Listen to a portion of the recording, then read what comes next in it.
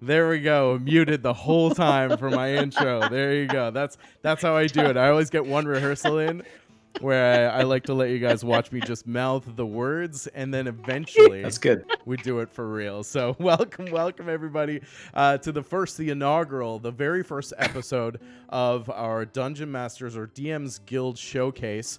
This is a show that I've been wanting to do for a long time because it allows me to combine two of my favorite things, our wonderful community in the Dungeons & Dragons Twitterverse, as well as some of our really brilliant, hardworking, third-party, independent content producers who publish that content on DMsGuild. And of course, this week, DMsGuild is running the Play It Forward event, so you can actually get this module. It's Scourge of the Nightingale, written by Jeff Stevens in collaboration with JVC Parry, and it's a great little piece, so I hope you enjoy it. You can actually watch it be played here live.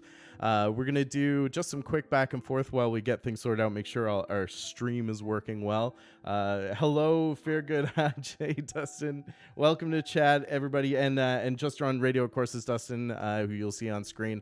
To that end, actually, it's a good segue. Feel free to interact, my players specifically as you can. When we're in session, interaction might be a little bit lower than I would typically like, because of course we want to focus on the great narrative that we're going to craft for you today. So let's introduce these wonderful people that we have on screen, hopefully some names that will be familiar to you. We'll start with Just Drawn Radio. Dustin, say hello, tell us about yourself. Greetings, y'all. As always, thanks for having me on. I am, of course, Just Drawn Radio. A little bit lesser known in the streaming world. However, I do talk a lot about comic books, art, and occasionally I talk about mental health and why everybody needs a hero. As always, thank you for having me. Pleasure. Next up, we have Ryan, Dads and Dragons. Say hi, Ryan. Hi, Ryan. Yeah, I'm Ryan from Dads and Dragons. .com, and I have a podcast that I started thinking, man, people might want to know how to play D&D with their kids, and I suddenly have kids and wanted to share my hobby with them, and that's how I got started in this. But enjoyed it a lot, and we're having a lot of fun.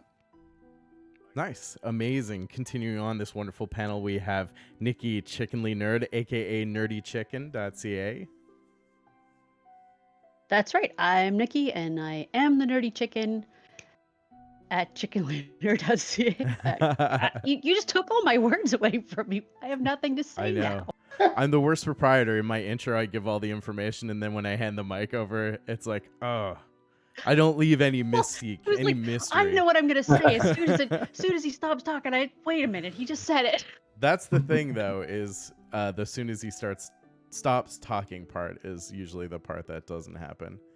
So that's a personal challenge for me to work on. But no, you're perfect just the way you are. Thank you very much. That's the next 2 hours of what this is, really. There's no D&D involved. It's just really my own kind of like, it's like the opposite. Boosting Brad's ego. Yeah, that's what we're here to do today. Let's say hello to Angela, Pleasant Doom. Hi.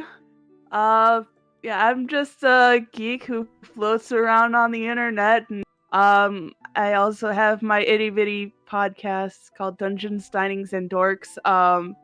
We just talk about random geeky stuff that we find and that entertain us, and food, because we're foodies too.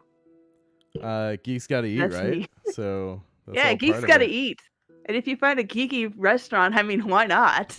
That sounds perfect to me, actually. For my colleagues and friends in Canada, particularly Toronto, we have one of my favorite haunts is a place called Stormcrow Tavern, and it is exactly that. It's a bar just filled with nerd nostalgia, lore, secret rooms, walls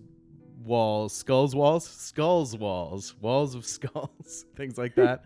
So that's truly enjoyable. Thank you very much for joining me today and for making the very first community table that we have. So I'm really pumped about this. If you didn't get into this game, it's only because there are only so many seats, but I will look forward to welcoming more of our community members to the table as we launch more campaigns.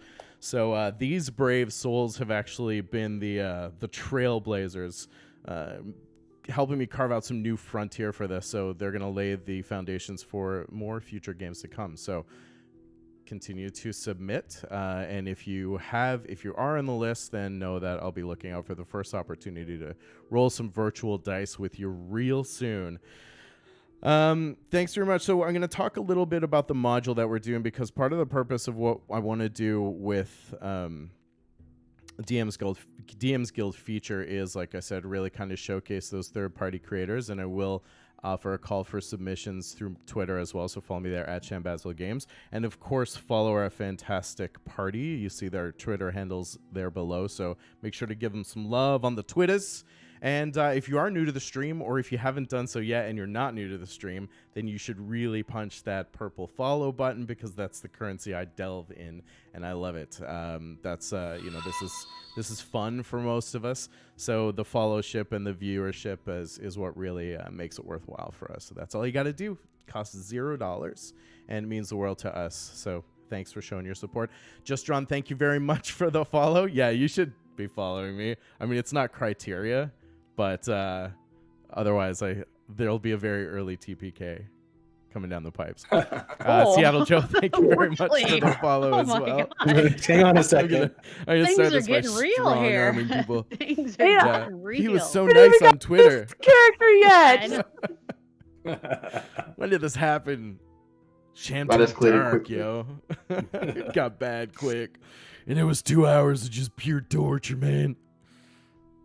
Oh, I quit the Rad. internet.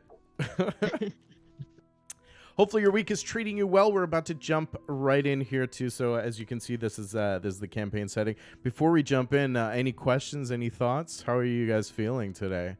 We're about to dive into Roll20. We have a good mix of Roll20 vets and newer players who are excited to learn. I, of course, am perpetually excited. learning. Yeah, very excited. Good.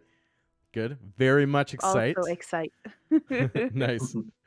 I have also, if anyone is this is a rough campaign for good. Yeah, already.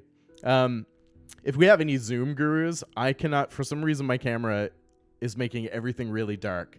So if you have any tips, I will pay 1,000 friendship dollars for tips that lead to the correction of my video lighting this eve.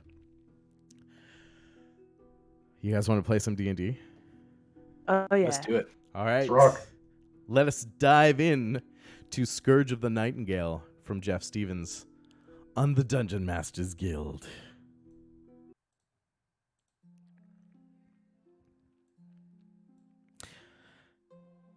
Our story opens on the hill's far foothills, nestled in the great sprawling embrace of the Cormanthor forest near the Moon Sea. The fabled and embroiled region of Flan to the north, the great dragon spire peaks framing the west before the Netheril Desert, and the Dalelands to the south, with the great empire of Thay far, thankfully, to the east. Torel is a continent rich with adventure and danger in spades, and as such, rife with fantastic possibilities and treacherous villainy. Not all life in the world of Faerun is as dramatic as all that. Citizens of the tapestry that make this world go about their daily lives for the most part. They have hobbies, dreams, families, and allegiances, and of course, they all have their own histories and secrets as well. In the sleepy town of Dampshire, an influx of travelers has punctuated a cause for celebration in the village as visitors near and far arrive to herald the union of two of the more affluent community members. The graying mists and dim haze of this autumn morning does not seem to dampen the promise of this event as a fresh new day begins in the rolling green plains that make this home for this and other small hamlet towns in the region. Now, before we started the campaign, every player received what I call as an intro or origin, which is deeply rooted in the tremendous backstories that they all supplied. Thank you very much. I'm looking forward to leveraging them to your demise and for my own entertainment. Now, they were really well done, and we have some really great relationships forming before the curtains even open. So what that does is it brings characters together. There is some crossover, and that's for us to explore as we play through the campaign. So that's really how the intro and origins work. So, with that in mind, In this dreary gray autumn morn, as a light, cool mist permeates the area that encroaches Dampshire, Muse, you casually throw the greased polishing cloth, the cream-colored mass draping over this twisted wrought iron girding that is rooted in cinder blocks that create a small Juliet-style balcony in the second floor suite of your, the second floor room of the Bat and Chain Inn that you're currently occupying.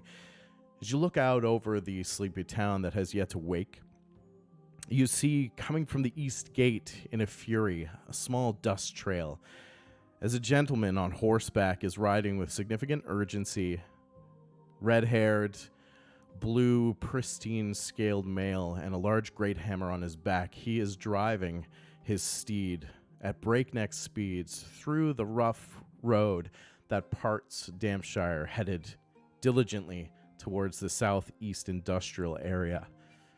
As you look over at shoulder, you holster the last word comfortably in your belt. What do you do?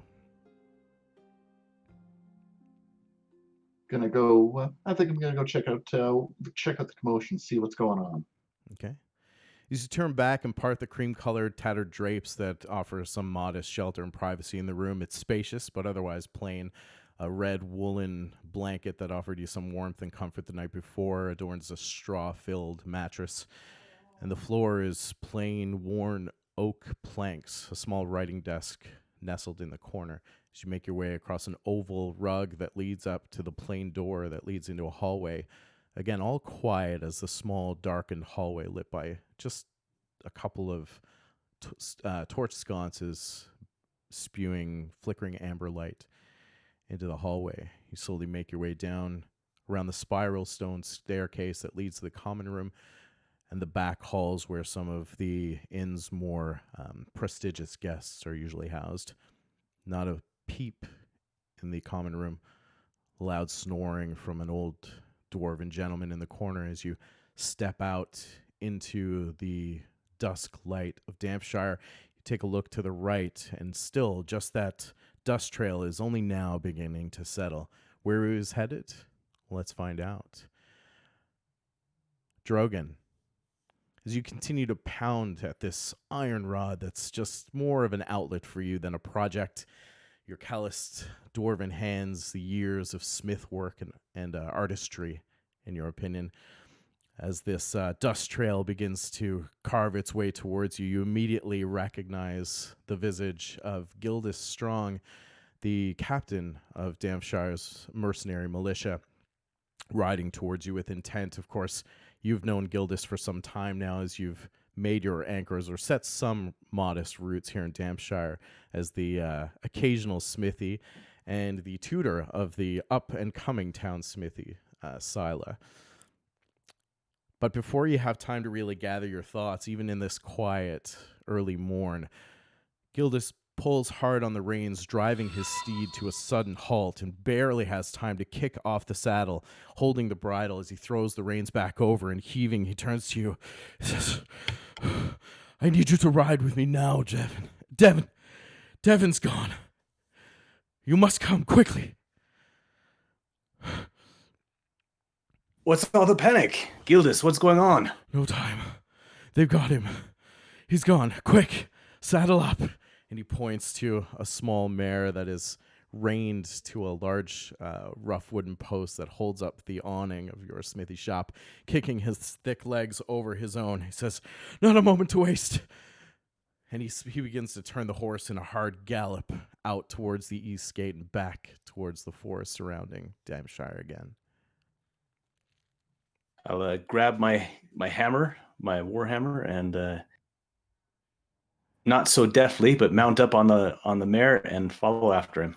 Right, as you pull the reins of your mare hard and unleash her, you throw your legs up over, and before long, you're in a steady cant towards chasing Gildas as mightily as you can. As Muse, you step out just in time to see these two horses now, these two steeds now racing again, so intent that they don't even pay you any mind standing in the archway of the Bat and Chain. Meanwhile, In the Cormanthor forest that surrounds Dampshire, subtle movements are found in the underbrush. In this early light of day, just before the dawn breaks night, two figures on an adventure of their own make their way through this clearing. And Cloud, as you and Glitterbomb are kind of making your way through, you're sharing as much wisdom as you can.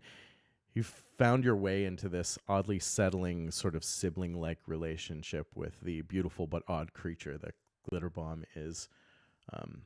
As the two of you kind of forage for berries, you kind of show Cloud, you're showing Glitterbomb some of the tracks and some of the local fauna. Glitterbomb, this is clearly somewhat whimsical, definitely interesting to you. And what are the two of you doing as you make your way back out towards the roadside? I'm probably making some chittering noises like we heard in the forest, Gotcha. Cloud. chomping on some berries. As Glitterbomb begins to mimic some of the wildlife that you've seen. Cloud. Yeah, I'm just walking along with Glitterbomb, enjoying the forest and possibly giving chase to small rodents or whatever takes our fancy. Okay, perfect. So this all taking place even before dawn breaks, maybe about an hour before the scene that we just explored. As you're kind of taking Glitterbomb through this experience, Glitterbomb, you see Cloud's ears begin to tweak. And you've known this before. You can tell she senses something. And Cloud, suddenly you hear the ringing of steel and the shouts, the telltale sounds of struggle. Battle? No, but conflict for sure. Coming from the north and west, the direction of Dampshire, the town that you've come to draw some affinity from. Say, Glitterbomb, please, you must be quiet and stay low. Let's go see what's going on. Just a quiet clack of my beak, and I kind of crouch into the shadows and follow as quiet as I can. All right. As Cloud sinks into a low prowl, the muscles on her haunches kind of guiding her as she deftly begins to move through this underbrush. You try your best to give her the space that you know she needs when on the hunt like this. Cloud and Glitterbomb, why don't you both give me a stealth check, please?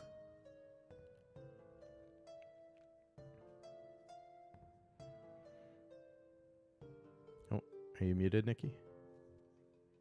Nope, I don't think so. Oh, sorry. Am I? I thought I saw you mouthing something. I don't know. Oh, no, I'm just having a panic moment, you know, when you need to look for something and then you can't find it even though you know where it is. That's how you take your time. There's a crit. Our first roll of the campaign. How does this happen? Our first roll of the campaign, Nice. even in cyberspace, I think that bodes well. is a That's a good critical sign. That bodes well. success. It either bodes really well or really poorly. That's right. Or That's you gonna used be up the all your only crit one. luck. Yeah, there goes all your That's it. crit luck for the rest of the campaign. Nicely Hey, done. but I mean, at least I managed to keep quiet. I like to think it's a good omen when the first roll of the campaign is a critical success anyway. In fact, I think Cloud checks behind her to make sure you're actually still there. Yeah, that's right. Maybe she's Maybe picked she up a didn't thing follow. or two from you in this time that you've spent together as Glitterbomb has seemingly Aw, I'm vanished so into proud. the underbrush. With a small nod to yourself or to Glitterbomb, you continue on your trace towards the edge of the forest. Moments before, as we zap back to the road leading into Dampshire, as two horses charge forward, you, Drogon, you now have broken your company with Gildas as he frantically tells you along the ride out to the Woodlands that undoubtedly Devin, his intended groom-to-be, has gone missing. He doesn't have a lot of detail. He just insists that we must check the forest edge. It's the only place they could have taken him. And as you inquire further, he says this pack of goblin raiders that has been noticeably present in the last 10 days has to be at fault, has to be to blame for this. And you kind of give him the space to mutter as he makes his way on up the road. You both dismount from your steeds, and you found yourself tracking this muck and mire that seems to be holding footprints, and you're pretty resigned that if there are any traces or clues to be found in this case, that they will be found on those edges of the road where the morning mist still clings to the mud and makes a fashioned mold out of anything it touches or brushes. This is where you'll find those clues. Muse, you've managed to casually kind of track these two, not with any great difficulty as they are creating a veritable cloud of dust everywhere they go on the exit of the town. What are you doing in this moment as you make your way to the east gates? I'm going to go see what all the commotion's about. Okay. You pick up your pace as you break into a bit more of a run, and not far outside of the east gates, you see these two figures, again, beginning to kind of search, and they're looking for something very intently at the forest's edge. You duck behind and take a bit of an off route through the woods to secure your cover. And as you finally are satisfied that you're somewhat out of their view and you can spectate at a safe distance, you find a brush to begin to push through. And as soon as you do, you hear, again, the clanging of metal, the shouts of battle, and a certain conflict ahead. Drogon, these sounds pique you as well, as in a split of a second, all of your instincts fire at once, and you know instantly the shouts and sounds of distress are coming from Gildas. You look over your shoulder, and you see your friend, the captain of the guard, locked in a ferocious battle with a number of goblins who seem to have found him or possibly still hanging around. And the distant sound of the ringing bells from the early morning light from Dampshire slip through the forest as these closer sounds of battle cries ring throughout the edge of this dirt road leading to Dampshire. Muse, as you continue to look through, you see a giant goat rearing up with, this giant steed, this giant mare rearing up with Gildas on the back. We're not there yet. With Gildas on the back, the large hammer now somewhat unwieldy, desperately trying to stave off two goblins who are jockeying for position over him. And then immediately what captures your attention is a large, rearing dire boar, fangs bared, and another goblin with a long top knot flowing in the breeze with a rusted scimitar. She's wickedly trying to hack down at Gildas, clearly outmatched and outnumbered. Cloud, as you breach through the brambles, you see this scene unfold before you as the man who has always shown you kindness and welcoming you know is Gildas, clearly in trouble and in disarray, outnumbered by these goblins. Drogon, is your closest and alert to this. What are you going to do? I'll give a shout. Aye, Gildas! Hold, lad! And rush in. Holding! Could definitely use some help. As the clang of the great maul on steel continues to ring out. Yep, go ahead. Yeah, who's the one that's engaged with the most? The one with the top knot, you said? Yes, there is. There's a larger kind of goblin looking with very feminine features and a large top knot that's swinging back and forth as she's viciously swinging at Gildas from a point of advantage on the back of this dire boar. Oh, okay. I'll ride up and see if I can't tackle her off of the boar. Okay. I do better on the ground anyway. As you make your way towards the fray, and all of you now coming to a close on this battle mid-scene, we're going to go ahead and roll initiative. But before we do that, let's talk a little bit about that. So when we roll initiative, forgive me for those of you who might already know this, you want to click your token, and then on your character sheet, click on initiative. First, I just need to make sure that you all have control over your tokens. So you should see your token on the screen right now. These sweet little fancy-dancy Hero Forge tokens. And let me know if you cannot control your token. The only one who's not here yet is Muse. I just realized. It's like I can control it. Can't find me. Yeah, So. here you go. I think I Muse just is found your, mine. Gotta zoom out a way bit. through the brambles. I'm not right sure here. where I am. Okay, Cloud, you're right here. Yep, I'm good. Yeah, you got it. Okay. Glitter Bomb. Drogon. I found mine. Got Okay, it. I see the tail. Yes, okay. I got Here it. you go. All right. And I can move. Tail and Have that. all. Yay. It was a little harder for me to find my beak. You Got it. gotta zoom in. Combat erupts. So go ahead and click your token and give me an initiative roll, and that should put you in the turn tracker here. Beautiful. That work? Yep. How do you I got do glitter. that? So You click on click the Yeah, click token, your token and then what? and then open your character sheet, or on your character sheet, click initiative, which is in one of those boxes on the top.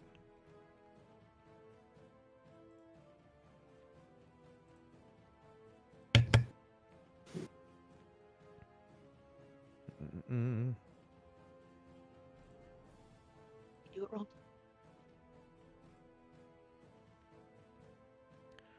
Looks good, looks good, looks good. 1, 2, 3, and 4. Everyone is in. Well done, gang. Well Ah. done. You've passed your first test, We did it. and you've successfully entered battle. And of course, Drogon, I'm going to give you 30 feet as you run towards Gildas before we jump into the first turn of the round, which is the Battle Warg. Or Got Direboar. it. Did I say Direboar? I meant Battle Warg. I get to do that. Oh, okay. Beautiful. Sorry, I didn't mean to. I was just trying to look at information about that. Sorry. Yeah, no worries. As Drogon closes the distance on Gildas and the fray that's evolving before him, the Battle Warg rears back and pounces towards Gildas. His large maw opening and gnashing down hard on the captain of Dampshire's militia, and with his great hammer, he holds up palm on the back and pushes the beast aside, and that will take us to Cloud. See, my goodness. Okay, I want to run in just far enough so that I'm 20 feet away from the closest. Oh, look at that. Sure. Probably Amazing. you'd probably be about here to be 20 feet from this goblin. And then I'm going to This goblin. throw right some darts. here. Okay. Go ahead and move your token. If you pick up your token, left click and hold, and then as you move it, just tap the right mouse button. It will give you an actual distance gauge. Cool. Okay. There you go. But that works too. You're there. All right. Okay, so I moved. I'll have to figure that stuff out Yeah, eventually because yeah, I no worries. Hey, that's it. We're easy. You got it done. You moved. You got darts at the Ooh. ready. Let's see what you can I do. don't have a. I know it's just crazy how good I am at this. Are you attacking this guy closest to you? Yes. In one fluid motion, Cloud produces daggers from below the folds of her tunics. Let's loose. Go ahead and... oh, you've done it. You see you're ahead of me now. What are you talking about, AC 17. bro? All right. That is a hit. Go ahead and roll your damage. So just click on the word dart in the result. Did it do it? No. No. Click. Oh, I see what you're saying. Okay. Yeah. There you go. There you go. Nice. Oh, are you raging? Is that a thing? right now? I don't have any. Yeah, what's... Oh, that must Rage. be from your old... that's a remnant of... Okay, so 4 piercing That's damage. weird. As the first 'Cause dart I flies totally revamped my character completely. So I. The That's fletching on the interesting. dart catches wind and sends it into a spiral as it thunk, sinks into the hide of this goblin's armor. And that's 4 damage. Okay, that'll Ooh, take is us it- to... Is it just one dart that I can throw? I don't even know. I've never used darts before. Yeah, I'm going to say It's just 1. And you do have one unarmed, time. but that's... Okay. No, that's Yeah. fine. I was just wondering. Cool. They specialize in darts later. All right. No, I'm just trying to make it look cool. The goblin on the back of the warg rears back as Gildas pushes the maw of the great beast back and comes back down with an arc of her wicked blade. And once again, Gildas, lightning quick for so early in the morn, turns the blade aside with the haft of his great maul, and that'll take us to Glitterbomb. Glitterbomb is going to take Cloud's lead. She's not going to scoot up quite as far, but she is going to scoot up just a little bit. Okay. And I'm going to actually use Firebolt against the same creature that Cloud attacked. Sure. That's the one that Glitterbomb is now going to use Firebolt at. Perfect. That needs a ranged spell attack. Yep. As you draw flames flickering in your hand and send it forth in a mote of fire, and that's a hit. And her feathers are gonna fluff up and poof with silver sparkles as she casts her spell. Nice. Small cloud of sparkling matter erupts, sending the mote of flame forward. Go ahead and roll your damage.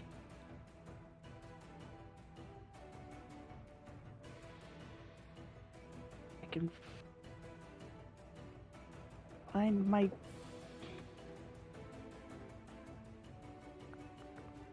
Where's my damage? Okay. Yeah, you should be able to just That click on is- Firebolt in the result there.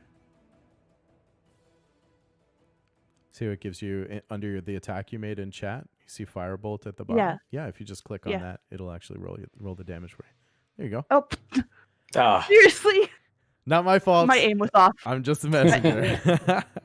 My As aim small was licks off. of flame begin to course over the tattered underlay of this hide armor. But, hey, damage is damage, am I right?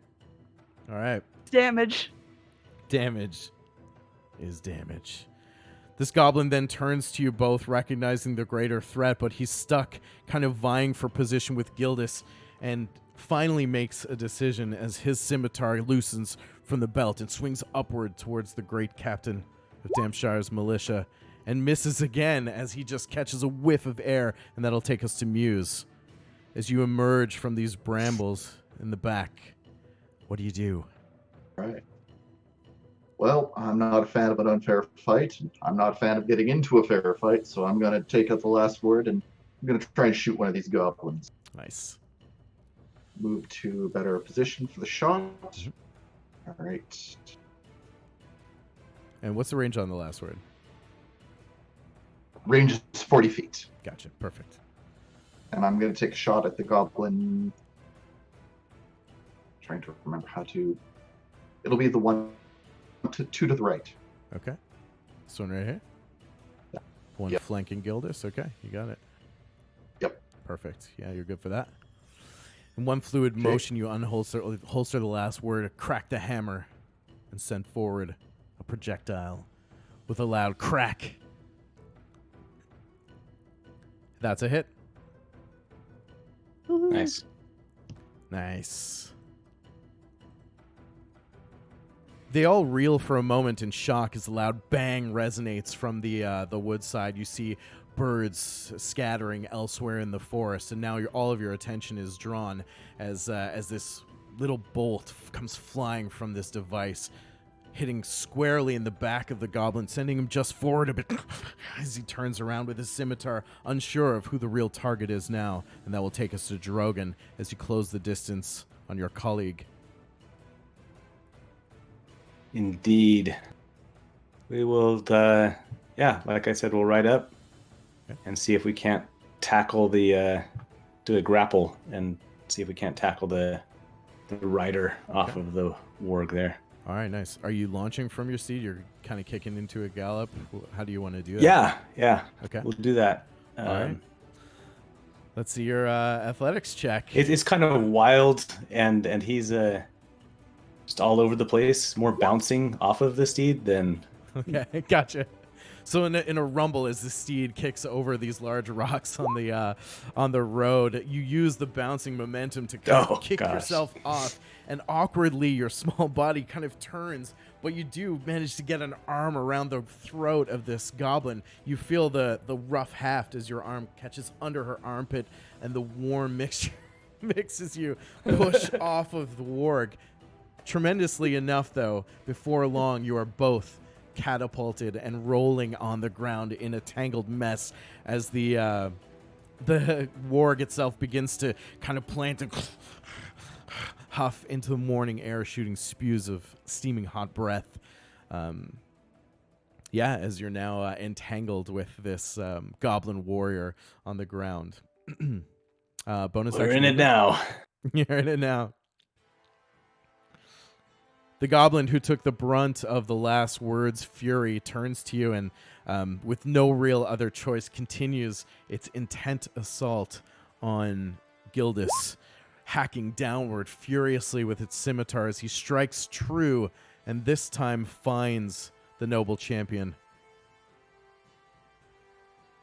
for 7 damage as the scimitar begins to hack into and clatter off of Gildas's blue blazing splint mail. And that will take us to Gildas himself.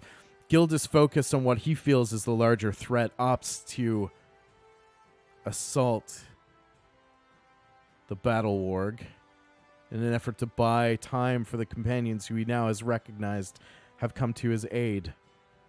One companion now 4 strong, as with renewed vigor he swings his stone hammer in an upward arc towards the goblin, or towards the warg, but the warg rears back, its paws ambling in the air, claws threatening to shred everything in front. And as the battle warg comes back down, it launches forward towards Gildas in retaliation. But Gildas, again, like the claws, he gets his bracers up as the claws wrap around the thick metal and just, for Devin! And he pushes forward as he unbraces the warg, and that takes us to Cloud. And the top of initiative. Going to go, Cloud is going to go running at the, I think that's one of the goblins right there. The one that was attacking him. Yeah. Okay. I'm running at him, and I'm going to give out a feral snarl. All right. And say, Gildas, I'm here to help you. And then I get a leap on him, and I get an attack and a bonus attack with my claws. Nice. Cats are fun. Let's see. As you begin to shred with your bared claws, attacking with fury, the goblin now is completely confused. As for the first one, he just gets his scimitar up enough to stay you back a little bit. Go ahead and roll your unarmed strike. Oh. Okay, as you see Cloud now, this tabaxi just shredding and ambling, keeping the goblin at bay. They both seem locked in this threatening vouch for position, and we'll go to the the goblin now, who is completely entangled with Drogon, snarls at you, and you see golden orbous eyes just go wide, almost filled with wetness and panic, as she begins to try and escape from your grasp. You hear Gildas' voice over the fray. Drogon! She must be taken alive! I need her alive! Oh. She rolls to escape. Hi, lad. I'll get you to roll a contested athletics if you want to keep hold of her. Yep.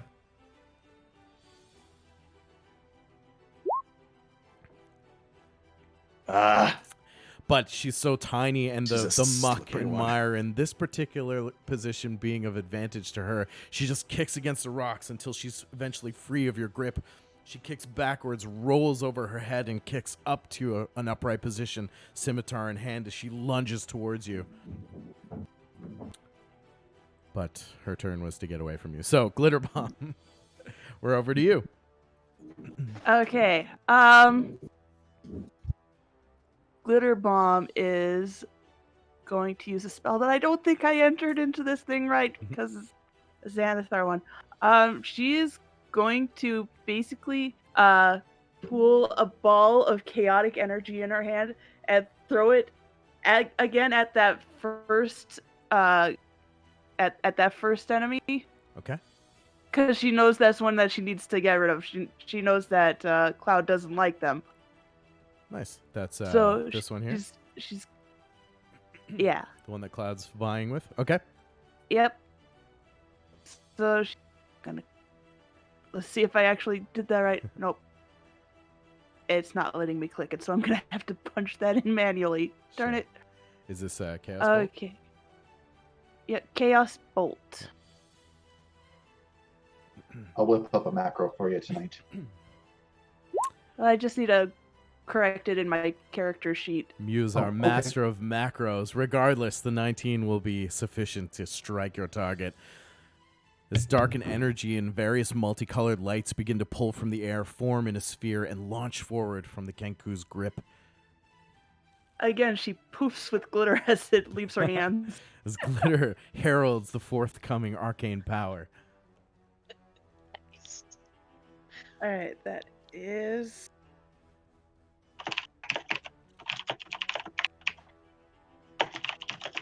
going to be complicated. Sure. Do you want to just choose the first D8 for the effect? Well, I'm... It's 2d8 plus 1d6, so I've just got to Yeah. get them in there to begin with. Yep. And then we'll say So- your first D8 is the choice for a damage type? Well, okay. they both match. Yeah, that's true. Hey, That's- that means hey, it changed. That's the first time I've ever actually seen that work. So they both do acid damage. They both do 1 acid damage with Chaos Bolt. If both die match, then that actually chains and rockets to another target, I believe. And I think I need to make an attack roll for the next target Leaves too. to a different so target. Yeah, your choice within 30 feet. Yep, But it requires a new attack roll. Yeah. It's gonna go after the battle warg. Yep, totally new attack roll, new damage roll. All right, as it jumps to the battle warg. And crits. And nat 20. Wow. So Can that I means check Right on. virtual dice for balance? Pleasant shaved down her virtual dice before the game today. All right. All right, that's a So I- crit. Okay, roll I another. roll double the damage on Actually, that, right? yeah, it would be 2d8 and 2d6.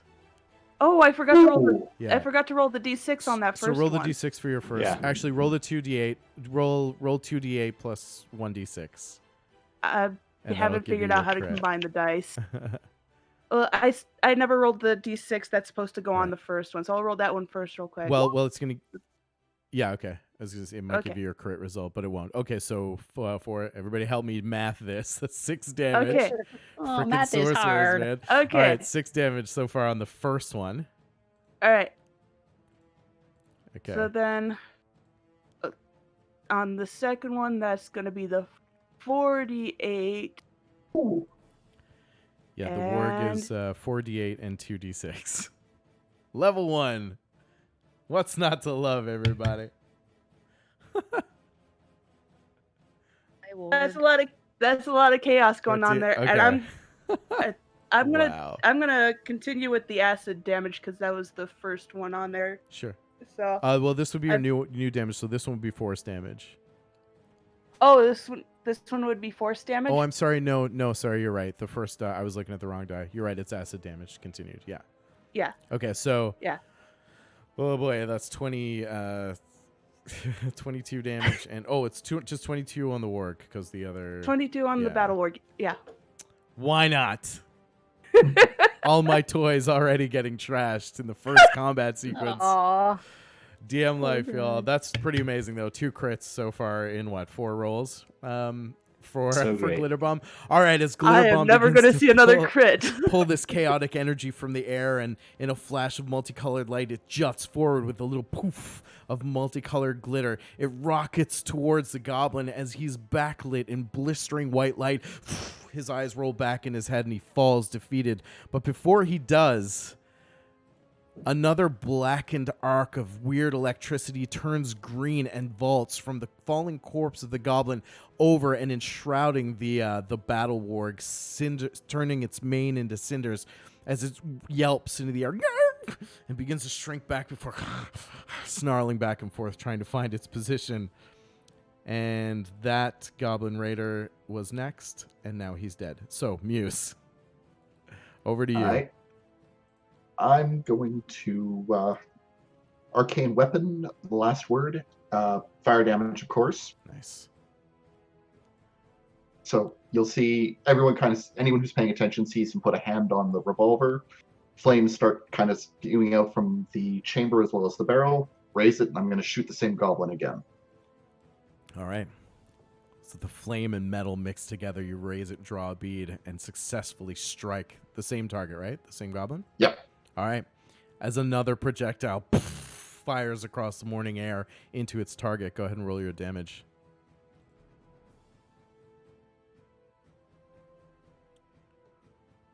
Nice. So 15 piercing damage? Yes, 15 piercing plus 6 fire. I just need to fix that part of the macro. Gotcha. And is it a dice roll for the fire, or is it just a flat rate? 1d6. It calculates it out. Just for some reason, it dumped the extra 2 points on there for. Gotcha. So what's your total? Is it? Well, you know what? It's dead. So your total is dead. It does dead amount of damage as the goblin is deaded completely, and the fire and cinders of this projectile just smash into the back of the goblin. As Gildas just lightly sidesteps, he falls forward and skids to a halt.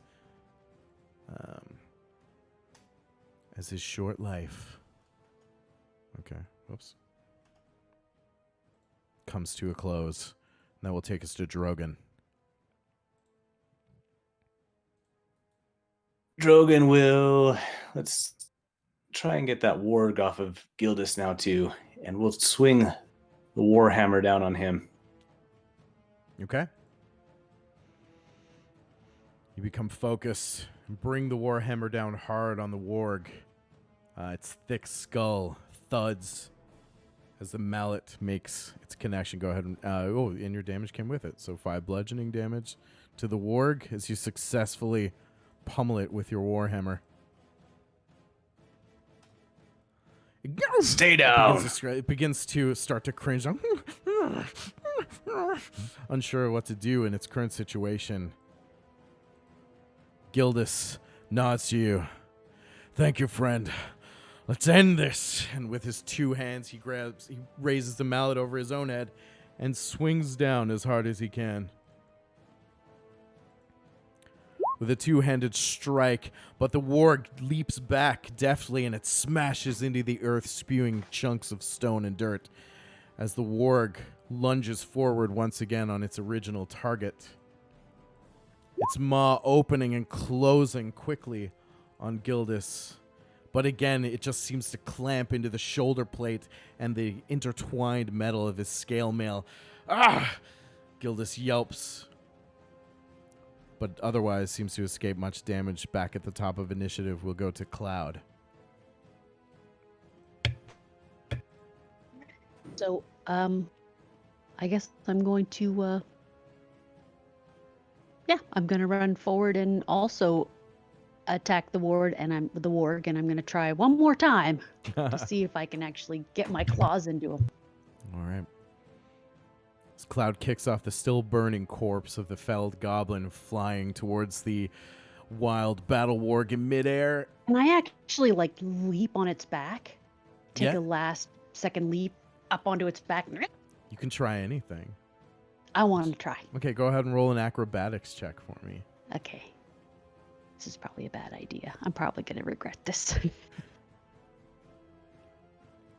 All right, as almost in slow motion, Cloud flips over, gets 2 claws around the thick neck of the battle warg, gripping mane and skin.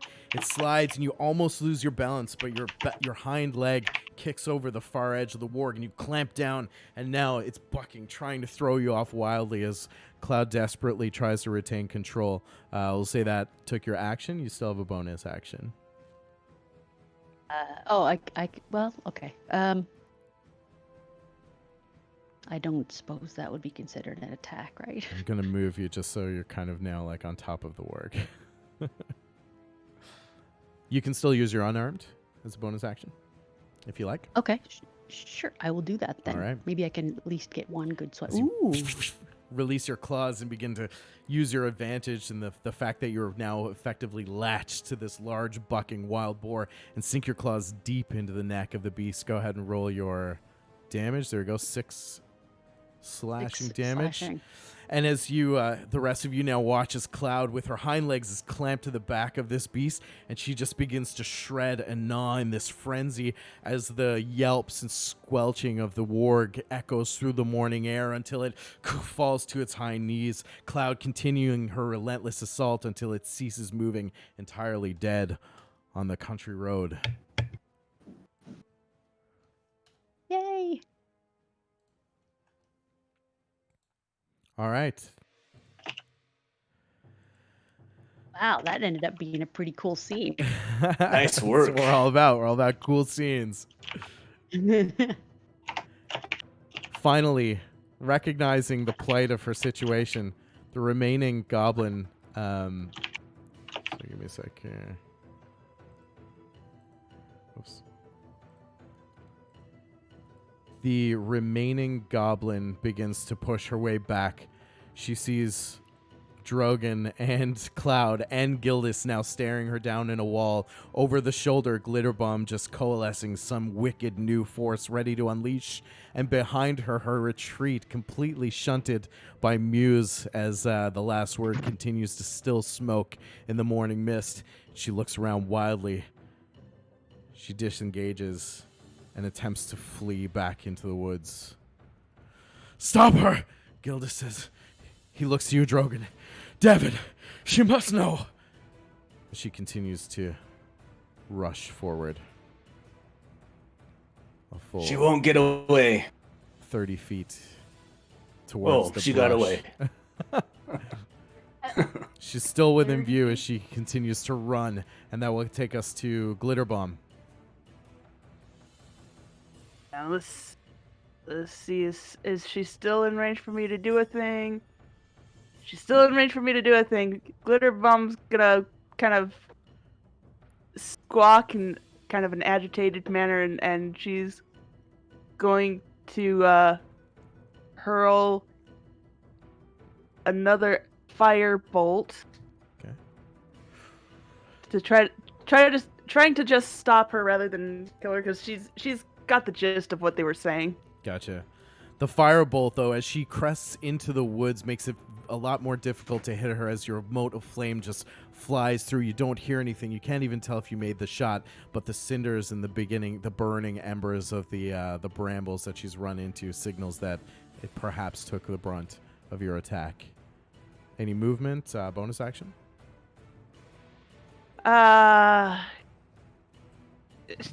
Mostly just nervous chirping. Okay, as you continue to chirp and clatter throughout the otherwise quiet air. Muse. I'm gonna fire a warning shot across in front of the goblin and see if I can't spook her into stopping. Okay. A warning shot right in the face. Go ahead and roll your attack. Okay. One of those rare times when you are kind of expected to miss, or if you succeed, you'll still miss. So, why roll, you might ask? I don't know. Natural 1, insta kill. That's right. Come on, baby. Pay the DM this time. All right, good stuff. As you easily find a branch as she's running through, and the thickening trunks and stalks of trees as she's trying to find cover. You launch another projectile, blistering into shards of wood. As she halts for a moment, go ahead and roll an intimidation check for me, please. We'll say this is a very easy check. This is a terrifying situation for her. But even so, she just begins. She slowly stops her gait, but otherwise picks herself up and scrambles against the dirt road as she tries to continue into the woods. You still have movement.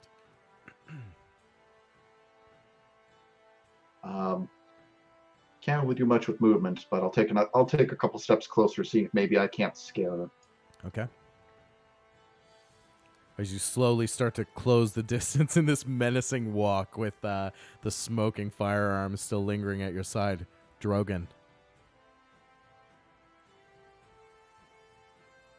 She's a mere 40 feet from you.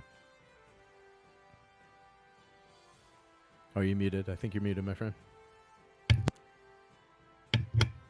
I'll move 25 feet closer. Okay. Go for it.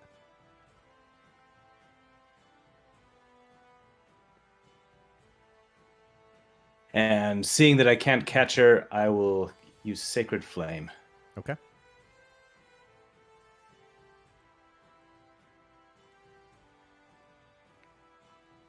As you draw the ancient holy power into your hands and send it forth. Oh, she has to do a thing. She needs to make a dex save. As the sacred flame courses down, searing somewhere in the morning light, you just hear a yelp and snarling as there's a skittering in the brush beyond your vision, presumably a hit. And I'll see if we can get her to stop at least. Say, stay where you are and no more harm will come to you. Okay, go ahead and roll an intimidation Flee check. again and you'll perish. Roll an intimidation check with I don't know. advantage for me.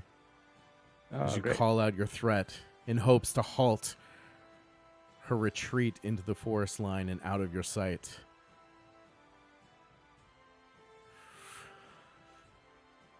And you hear a skittering. The snarling continues, but it pauses for a moment. As the sounds of battle begin to fade, now just matched with the fearful snarling and skittering and the scrambling that you hear in the brush beyond.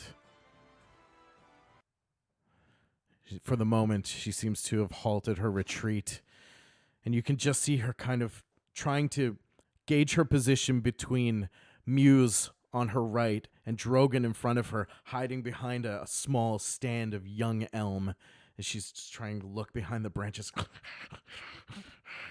Her scimitar at her side. You can see blood trickling from her arms, dripping to the forest floor. We'll continue this round of initiative, and then we'll be back as Gildas harnesses his warhammer and stomps up towards you. Drogon, she must be kept alive. Restraint, my friend, as he walks up slowly and puts his hand on your shoulder. Cloud. I'd like to actually use my full 60 to get to the other side of her.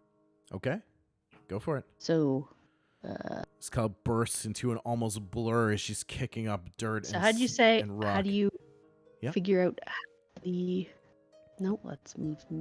So you can, if you pick up your token, and when you've got it, just right-click and then move it. Like, just tap right-click and then move it, and it'll give you, like, a ruler. Oh, jeez. It'll look something not like it. that. Yeah. Yeah. See, I don't. It's a Anyway, weird one. okay. It's a weird one. But, I mean, you can easily make it either way. Just to make it easy, I'm going to pull her back a bit because she stopped now. Okay. So I'll just stop there. That it's Yeah. it's about there, but I just wanted it on the others. Sure. As you stealthily go back into kind of prowl mode and you begin to close off her escape route just in case she attempts to flee once again. She's just snarling and she looks now clearly aware that she's cornered, and you just, in a moment, there's a deafening silence before she drops the scimitar with a clatter on the ground as it crashes in the rocks around her footing. Glitter bomb.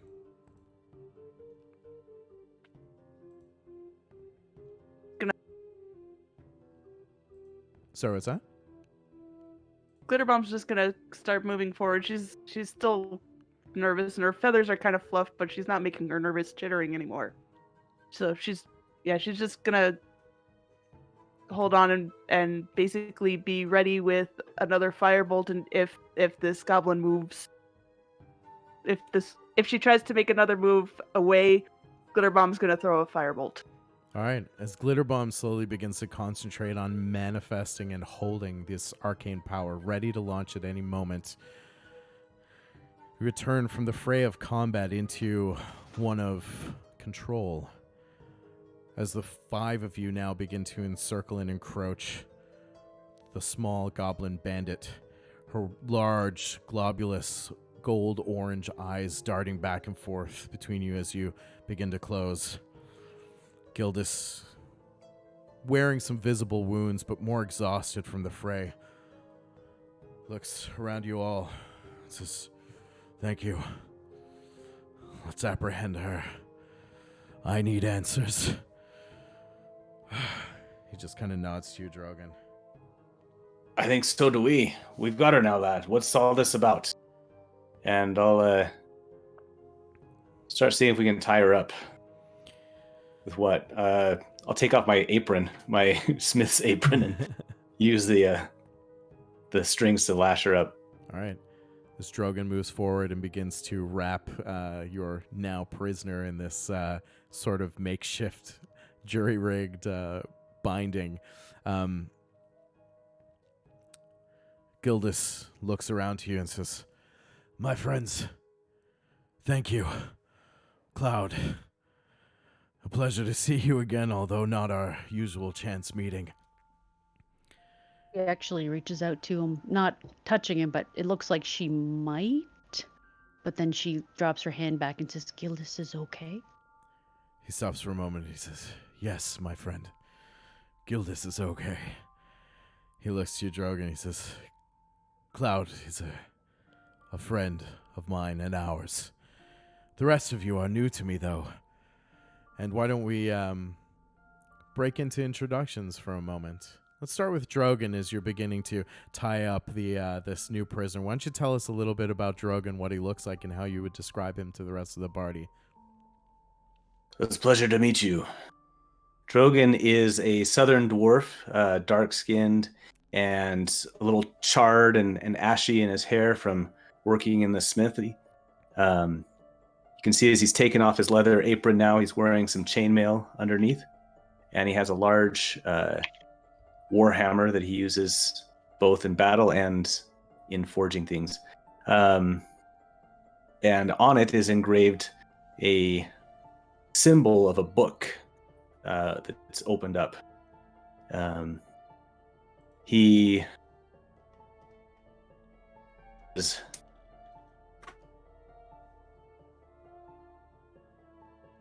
Oh, do we lose you for a second there?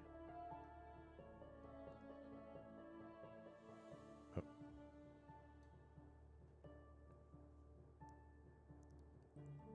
Sorry, did I lose you at the end there, Drogon? Well, he's a pretty nice in general, but don't get him upset about things. Nice.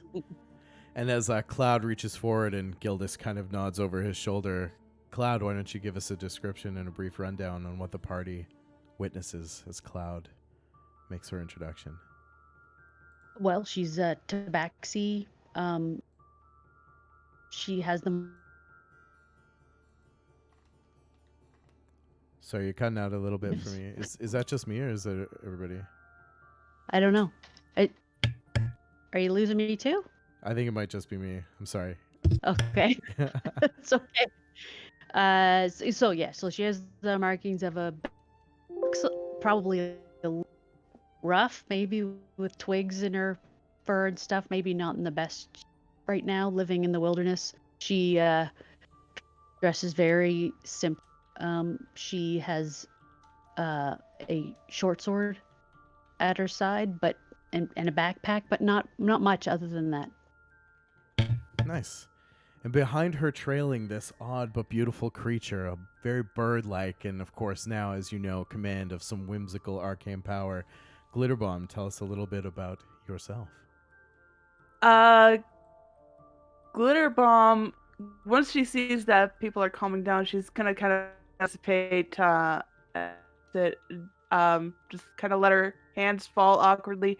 She's got scaly, taloned, purple arms, like very brilliant purple, the same color purple as her crow-shaped. She's got a crow-shaped beak, but rather than being crow-shaped or crow-colored like most would expect, she's got bright blue feathers that run back the top of her head, down the back of her neck, and patches of gray feathers around her eyes and on her cheeks, and below her belt she's just got bright pink feathers and streaks of green and yellow just going back the sides of her head. So she's wearing very kind of drab and worn out clothes. She's at this point just still kind of looking fluffy from nerves. Puffed out from the experience. Yep. And finally, the mysterious stranger, someone who is relatively new to the pack, but not entirely new to Drogon or Gildas. You've both seen this individual around town, relatively unassuming as the constant wave of newcomers and nobility visiting Dampshire for the presumed celebration at hand. Muse steps forward into the morning light. Why don't you tell us a little bit about Muse? The name's Muse, friend. Nice to meet you all. He releases the magic on the last word and puts it back into a leather holster at his side. Muse he's your run-of-the-mill tiefling, mustache, beard. Along his arms, there are several different brands as well as a couple of different tattoos. One of his horns is cracked about halfway up, while the other's still in decent shape. He's got a bullet belt along his, an extra bullet belt along where his holster sits as well, and a leather satchel at his side. Nice. As the group gathers around now, this new form prisoner kind of wriggling and writhing in this makeshift straitjacket of leather. Drogon, why don't you roll me a sleight of hand check for All right. see how your Boy Scout skills are with knot tying and otherwise restraint. Using a blacksmith's apron. Yeah, exactly.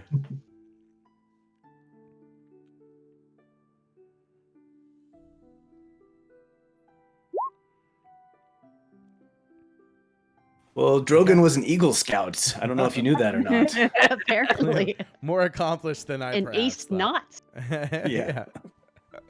Without too much difficulty, and before long, the goblin is sufficiently restrained, as best you can tell, and to your satisfaction, as you just slowly kind of push her up, as she now is facing the panel before her, clearly incensed and more than a little bit terrified. As you begin to close around, Gildas is flexing his hand on the haft of the great maul that rockets out over his right shoulder, and he says, You know where he is. You know where Devin is. We will speak. And he begins to slowly loosen it out of the loop harness on his back as it falls with a clunk to the ground. The goblin just continues to look back and forth.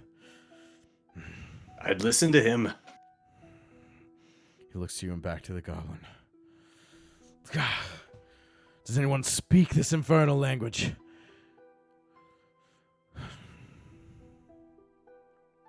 Of course. Not I. Sorry, friend. I don't. Well, I suppose there's not much to be done with her here on the roadside. Let's gather her up. I don't want to take her back to town, not with all the preparations. No one need know of this yet. I'll trust you all to keep it to yourselves.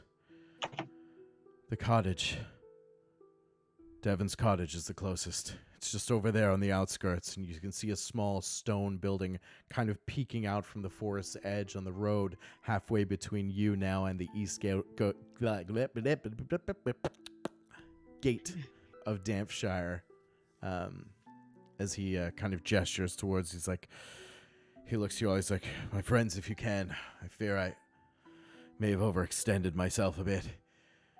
He looks back to Cloud and Glitterbomb. He says, your acquaintance, my pleasure.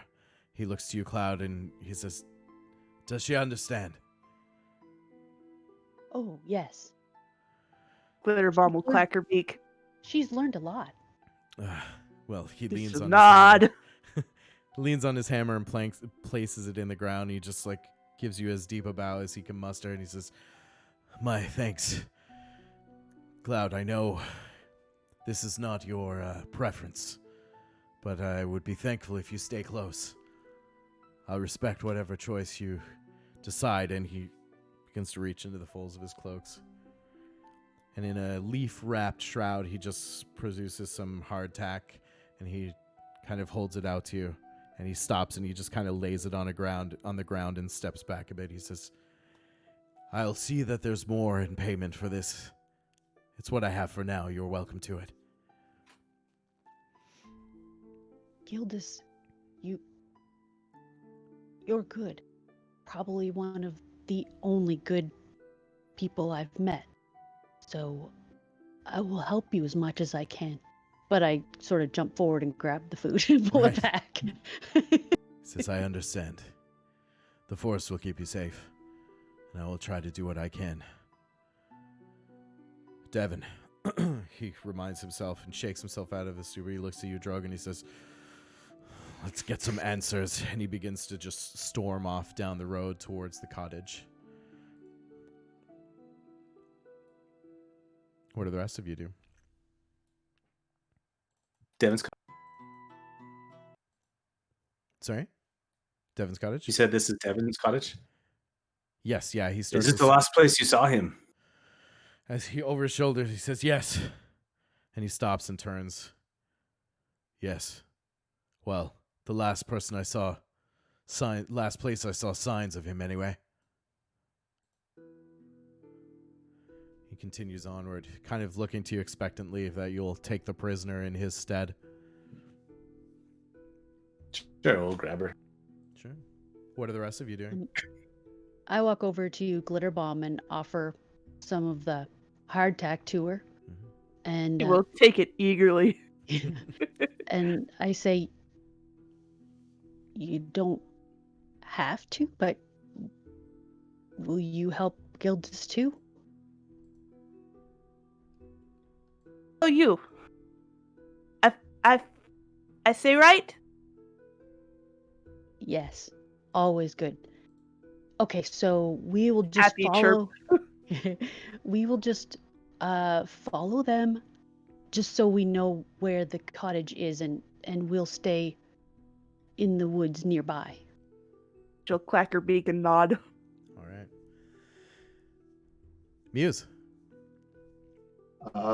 Muse will go up beside Drogon and assist with hauling the goblin. Let me give you a hand with that, friend.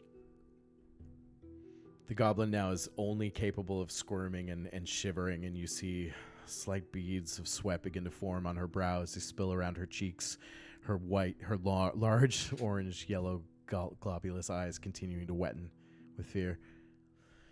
As you both start to escort her in this awkward shuffling down the road in Gildas's wake, as Gildas approaches what now is appearing as a large stone-shaped stacked cottage at the crest of the forest line. It's a humble cottage, and as you get close, you draw closer to it, Gildas just smacks the door open with a heavy leather-bound hand, huffing and clearly incensed as he stomps into the darkness beyond the cottage as the rest of you begin to file in. Cloud and Glitterbomb keeping your distance safely and more of a side eye to the forest and the surroundings. The town of Dampshire is still relatively sleepy, but now you can hear gongs and bells from some of the buildings in the small hamlet, signaling the coming of dawn and a new awakening for the town. So presumably the denizens of Dampshire will soon be coming to wake as well. Gildas and Devin now having disappeared on the day of their wedding. The humble cottage that you see as you step in it's comfortable but modest, even for nobility or a small town noble. You see a small stone hearth that's crunched in the corner. It feeds a small, short smokestack that leads through the roof and outside. There's still a scent of smoked meat that lingers on the air, and a single shaft of daylight that pierces through the room through a partially drawn window at the east wall. The floors are untreated cedar and completely bare, ripped and pocked for years of wear. And with the exception of a small, or rather a medium-sized sheepskin rug that's centered on the floor, there's a cozy dinette table that occupies the left side of the room when you walk in. It has 3 chairs around it, and a double cot is pushed against the far right wall. The sheets on the cot are strewn across the room and spill onto the floor. And there's a small night table next to it, which has been long since knocked over, coming to rest in the center of the room. As Gildas steps over to one of the chairs, with a creak, he rips it across the bare cedar and sits heavily, looking at the goblin. He, bring her. Drogon will push her over onto the chair. Mm-hmm.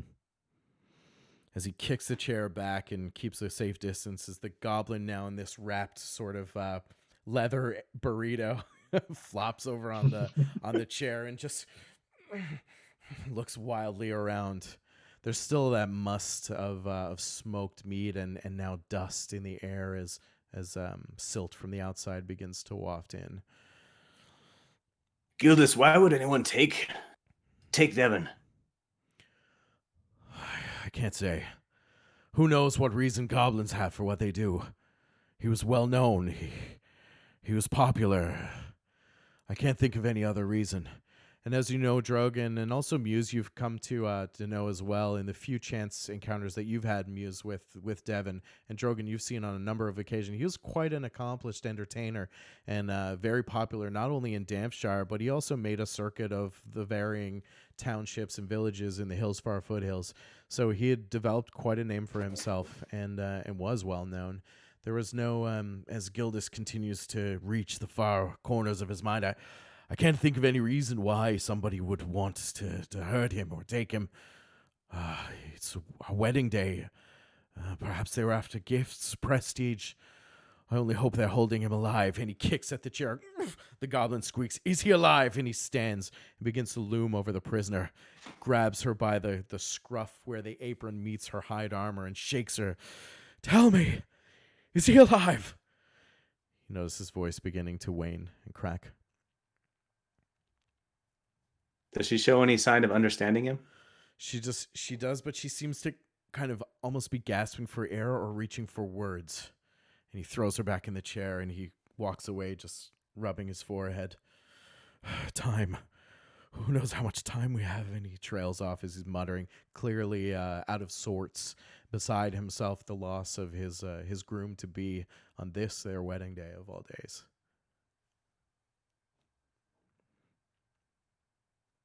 Muse, what are you doing? Friend. Yeah. Maybe you should take a breath. Let me take a chance with this one. He leans against the cot and just nods at you. I go to the goblin. I kind of kneel down. Little one, I want you to nod once if you know what we're talking about. She pauses for a moment, looks from you to Drogon, looks at the open door invitingly to her, and her gaze returns to you, and she slowly... Aye, that's good. That's good. Now, I promise you, nothing happening. Nothing happening as long as you cooperate. We good? Now, that nice man over there is looking for someone.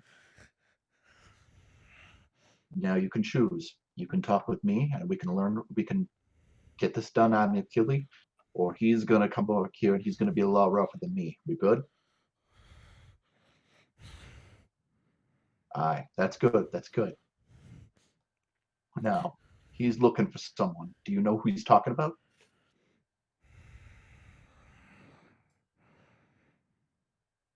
He kind of smiles. You're doing good. Aye. Now, can you tell us anything about what happened to good Devin? Okay, roll an intimidation check or persuasion check, your choice. I'd like to roll persuasion, please. Sure.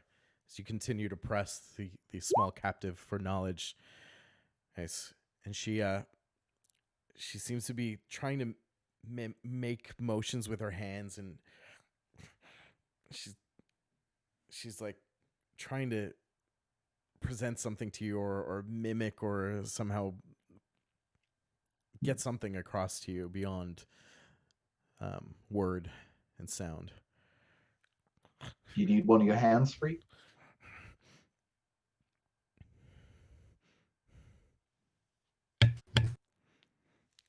Aye. You sure that's safe? I look to Drogon. If our little friend here does anything unkind, you deal with it, aye? Aye.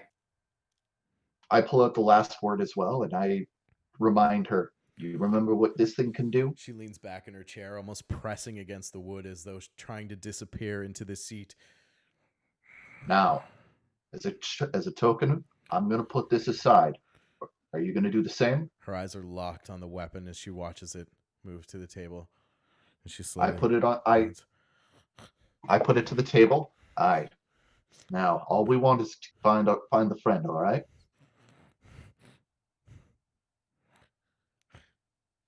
So I'll move the apron to give her one free hand. Okay, she just slowly wriggles her shoulder out, elbow next, forearm, and the small, gnarled, clawed hand comes loose.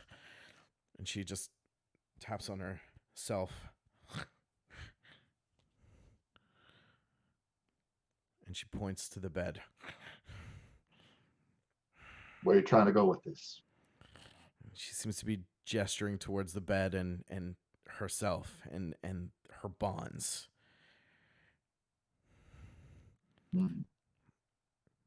What do you want with the bed? She looks and she finds Gildas and she points at him. And she gestures to his clothing.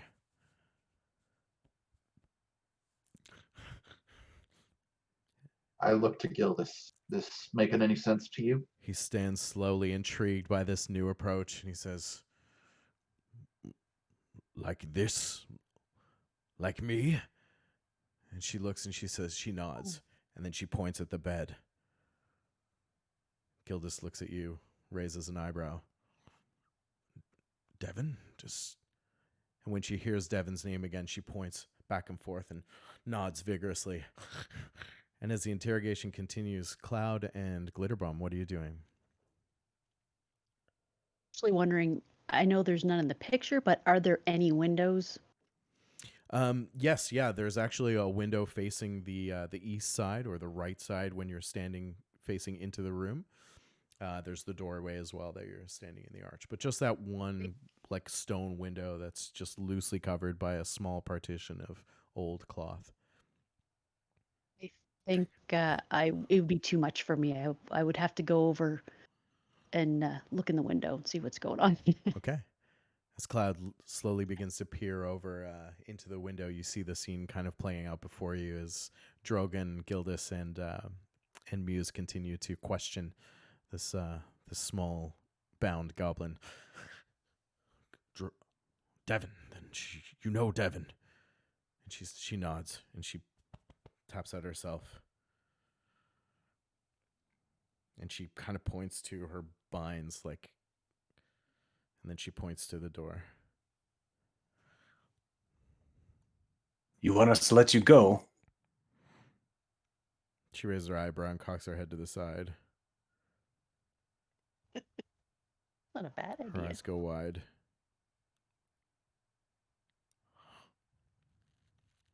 She pauses. Some crazy game, Gildas. I don't know what to. I'm no good at games like this. She pauses for a moment and she touches her hair and she pulls her hair around the side and she's like kind of making gesture of the long hair, and she sees Cloud at the window and she points at Cloud. And the long hair, she seems to be conveying to you that there is a woman involved.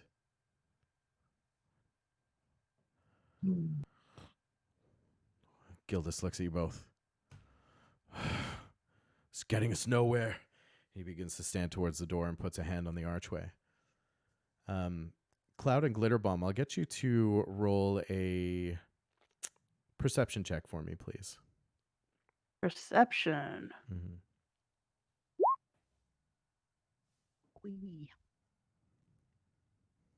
Glitter Bomb is watching a butterfly or something. And Cloud begins to look around before she notices Glitterbomb looking at a butterfly. It's like, oh yeah, that's cool. That's cool too. Swatting at it.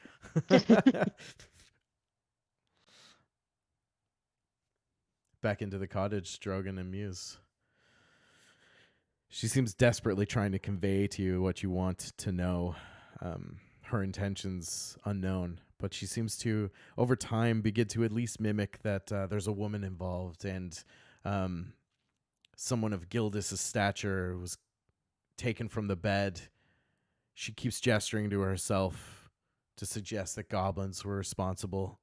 And I'll get you both to roll, or either of you roll another intimidation or persuasion check, your choice at advantage.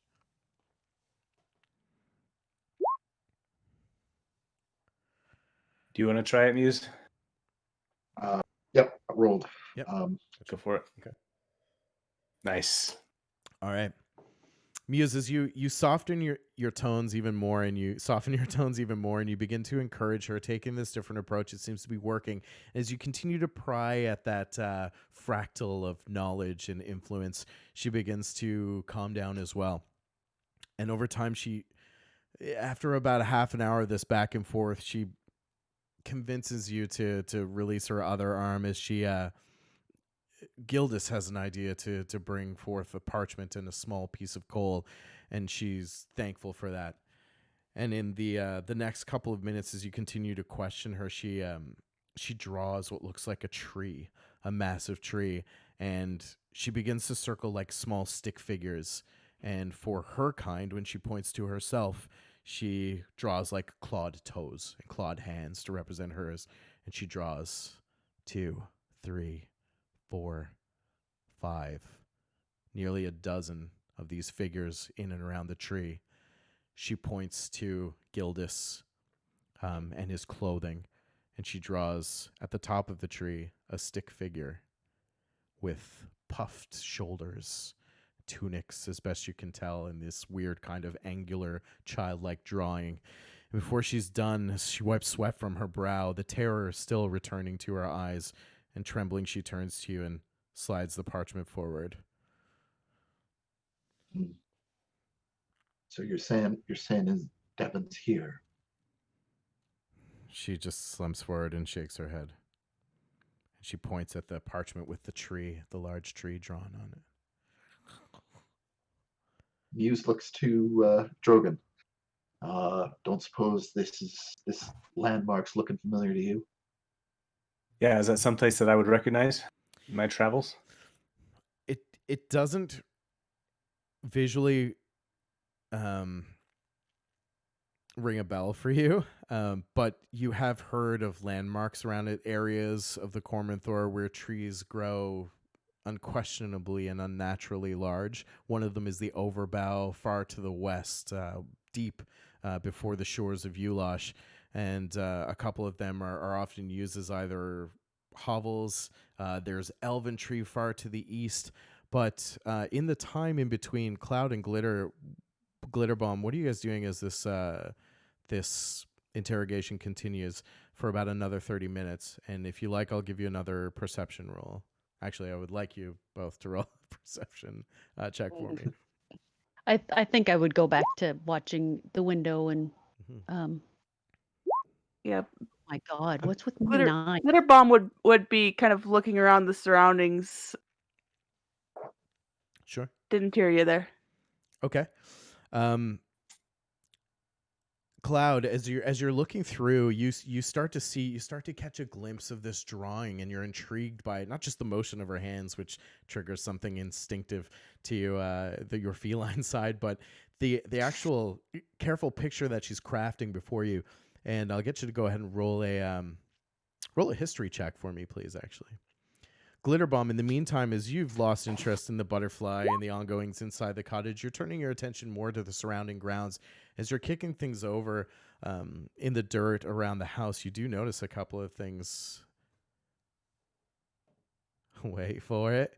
So you start to see, you're watching these newcomers or these new acquaintances of yours walk around, and you're seeing the tracks they leave, but you start to notice another set of tracks that is very different, that seem to match the pattern of the prisoner held inside, but you know they can't possibly have come from her.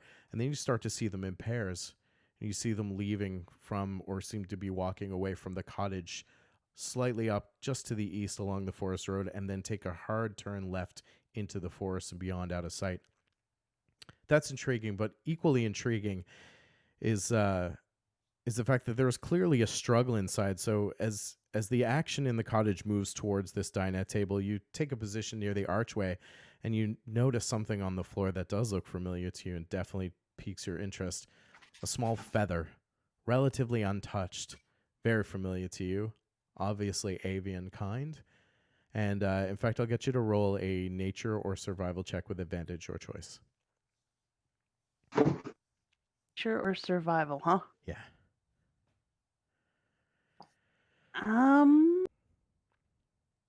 There we go. Nice. Okay.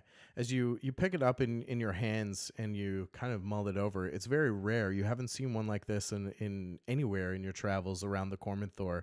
Unquestionably, it's a pristine, perfect nightingale feather.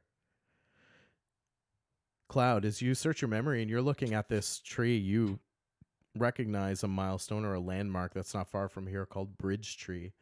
And you know it to be a bit of a structure. You've seen it before in your youth, but you haven't had cause to return there recently. It tends to be riddled with bandits or other ne'er-do-wells who tend to use it as a choke zone to prevent passage from this area into the cliff sides beyond the northern Cormanthor. As soon as I realize that I recognize this place, I'll actually start tapping on the glass. Okay. A small rap Say, begins at the window, yeah. which is actually slightly ajar. You turn your Okay, attention to then Cloud. Yeah. I'll actually sort of peek in the ajar part and say, I know that place. Glitter Bomb is gonna start chirping and whistling to get Cloud's attention. Oh, you got it. I go right over to you and I'm like patting your feathers or something. Are you okay? She kind of squawks and points at the footprints and shows her the feather. Oh, that's. It's beautiful bet and you we perfect. could- It's not of a kind you've ever seen, Cloud. And she's What? Why would this be here? Who? Glitter Bomb's gonna basically kind of sing a little bit of Nightingale song. Now, as she kind of whistles in a nightingale cant, something that's familiar. This actually sounds familiar to you, Cloud, and you. It's almost mixed with beauty and trauma, as you recognize the song of the nightingale as a more exotic bird in this area, and in your not so recent history, you remember flocks of these being kept as exotic pets in part of your history, and it comes with equal parts terror and intrigue, but certainly familiarity in that. So Cloud's eyes get big and she. Those are birds that are kept imprisoned in cages. I've seen it. What does it have to do with this? Ugh. And she'll kind of point at the footprints and kind of give a questioning chirp. Connection? Connect? Together? Yes? I think so. Just a second. I kind of go over to the door and Mhm. I think you should come out and look. What have you found there, miss? Footprints. And Glitter Bomb will hold up the feather and sing the Nightingale song again. Now, Muse and Drogon, you've heard this type of sound. You can't quite place it, but you know it's a small songbird, typically not native to this area. Curious. Gildas just kind of looks up, trying to vie between pure exhaustion, panic, worry, and stay tuned in to the investigation at hand. Muse. Oh, I think you muted. Oh, no, never mind. You're good. Nope. I look to Drogon and then I step outside. What do you find him?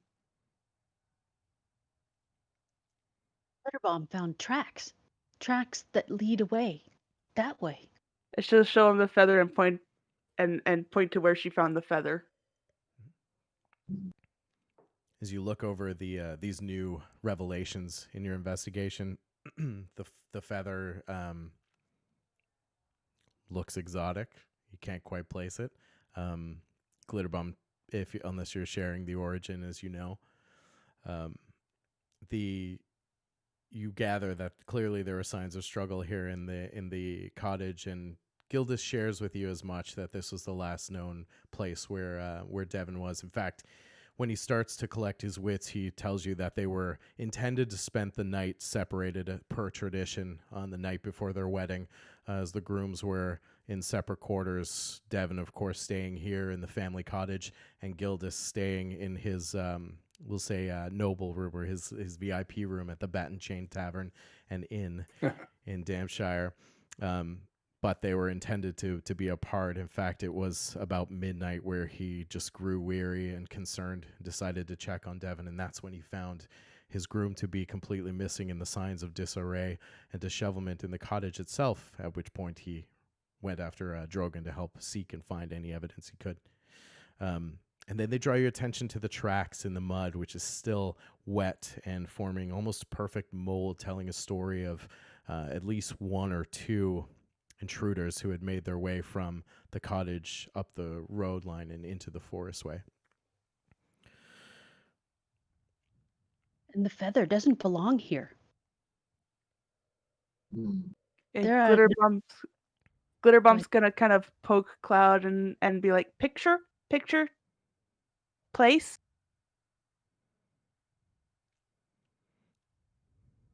You know this place? I- And Drogon will hold up the picture from inside. Yes. In fact, Yes. let's It's not a good let's talk place. outside.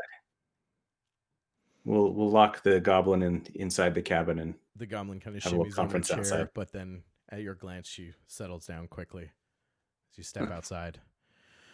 Gildas just kind of leans heavily against the archway, watching you converse, taking it in. Yes, it's not a good place. I avoid this place, so I know it well. I'm sorry, Brad. I can't remember what you told me about it.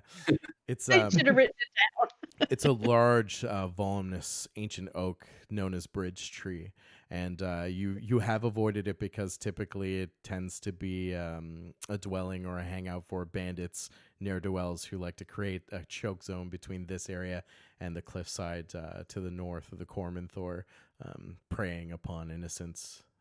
But you haven't had cause to return there in many years, so who knows what's become of it since. So yeah, that. But like I said, I haven't been there in a while. I just Could know. you take us there? Oh yes. That's right. How? Appreciate it. So Gildas steps up and he says, "Wait. If this is connected," he says, "I do have this.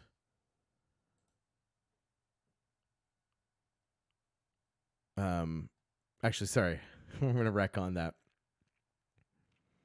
He pulls this from as he goes to about searching the goblin, the prisoner that you have, seeking clues. He approaches the door. He says, "I think this was meant for us. Seems like it might be helpful." And he hands to you this crumpled, rolled parchment, and you should see it in the handouts, which is that little newspaper in the top right-hand corner of where the chat box is. Let me know if you don't. Oh, I just see my character. I'm not seeing it either. All right, here we go. Give me a sec here.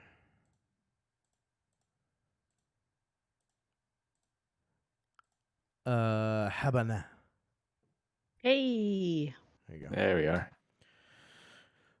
The squad was holding out on us after all, it seems. If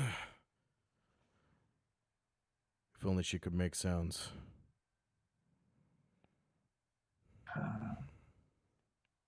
oh, Ransom then. Gods. All this for money.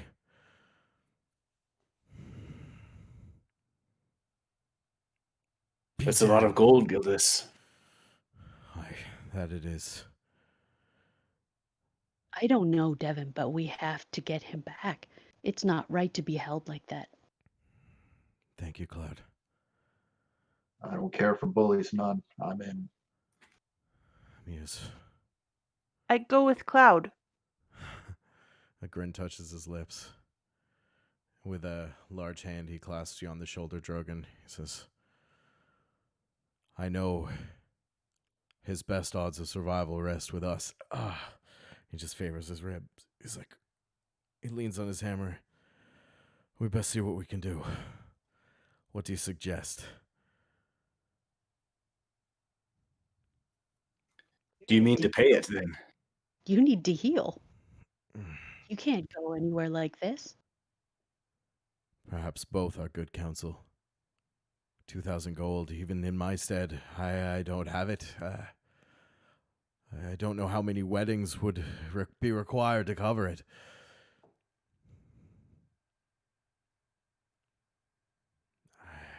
I would not trust them. I wouldn't trust them, even if you give them that money. Well, they've shown us no reason She's to trust probably them. right.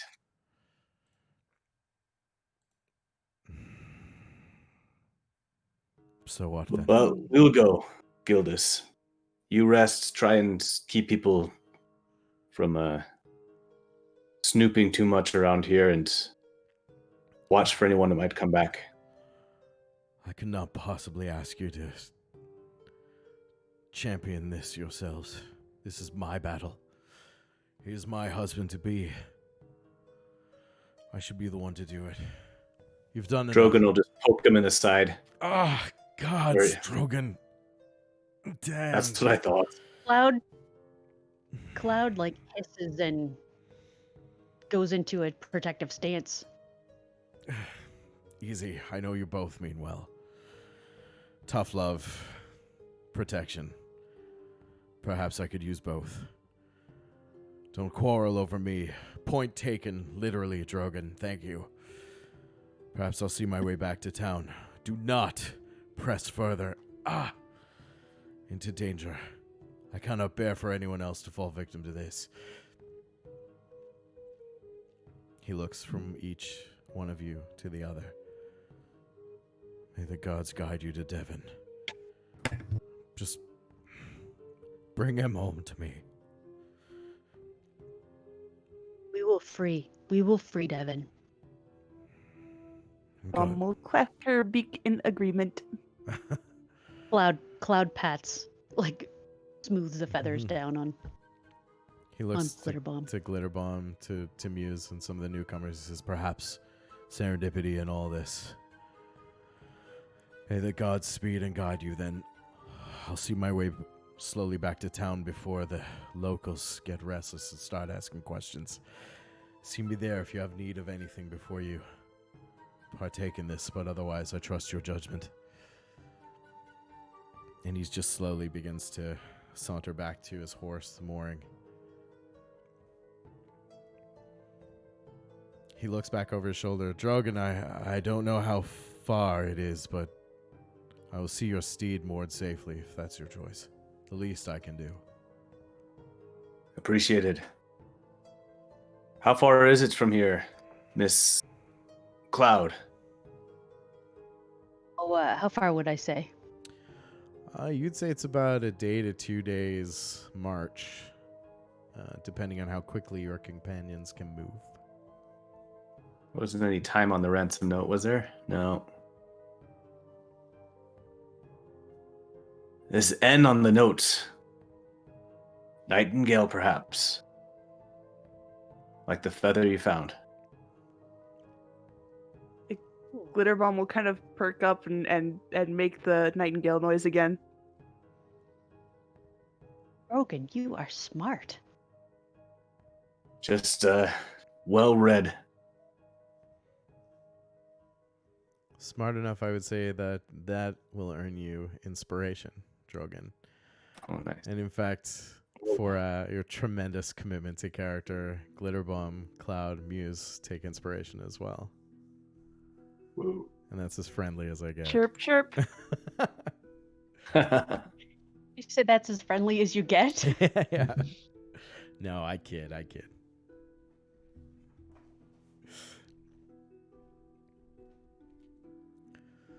Is there Nice. anywhere on our character record sheet that we can keep track of? Yes. Above In proficiency. fact, yeah, there is. Yeah, right above proficiency. If you just click on the blank spot, it gives you a little dragon symbol. Yeah. Oh, And that's how you know you got it. nice. As the morning begins to evolve into early day, bright yet cool sun begins to break through the autumn gray mists heralding this new day. And a blue sky you can see just fighting to shine through, but not so much so to dispel the peril that waits in your wake. What do you do? We should go.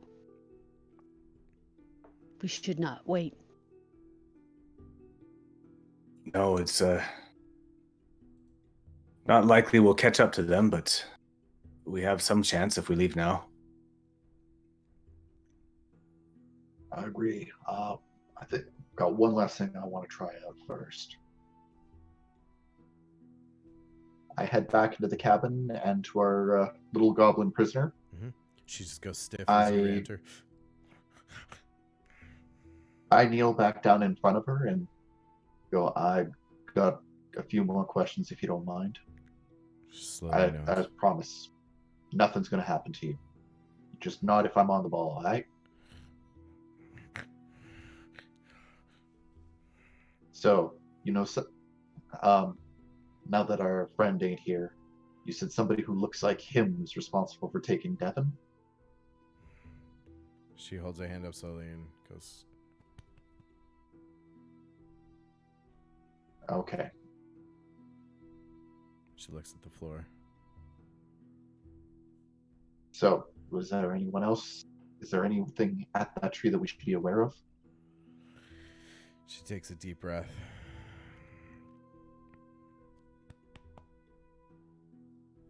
More your kind.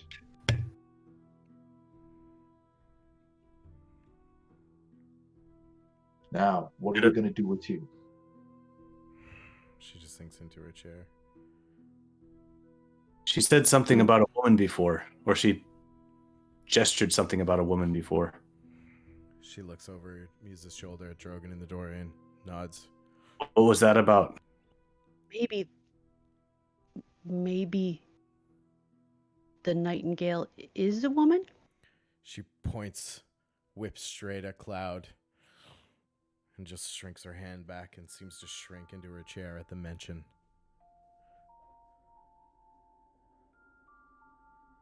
Sounds like this Nightingale woman's put you up to doing mischief. She looks at the floor and nods. Now, I look to the others. Any thoughts on what we should do with this one? Let her go? She nods vigorously. We cannot hold her captive. Glitterbomb's gonna kind of nod and make a sound of snapping ropes. Nice. For the first time, you see just an inkling of calm appear in the goblin's face. Muse turns back to the goblin. We'll let you go. You promised to stay far away from this town and these people? She nods vigorously. Because if we have this conversation again, I ain't gonna be so nice. Do we have an accord? She just glances to your sidearm at the table and she nods slowly. Her eyes locked on you.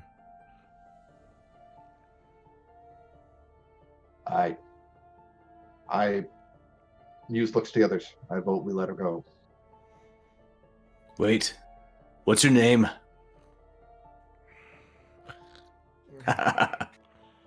She can't seem to speak. For the first time, you see like the small, as her mouth opens and she tries to gesticulate, the shunt of what was once a tongue, no longer present. Cloud just goes, oh, that's bad. I'm so sorry.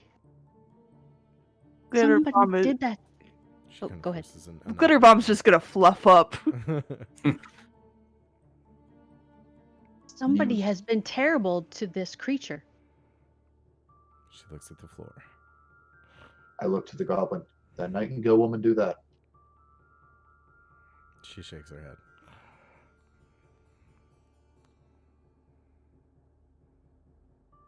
Right, unfortunate. She think just we should- nods slowly. Think if you go, you keep far away from this Nightingale woman. We'll be setting debts with her. Just stay away from her, okay? Well, she can't tell him that we're coming, that's for sure. Don't see that she's much danger to us. Not funny.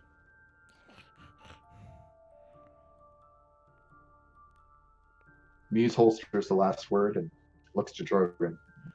I might as well let her go. I don't think we can get any more info out of this little one, and I think she's been through enough. I'm not without compassion. You're right.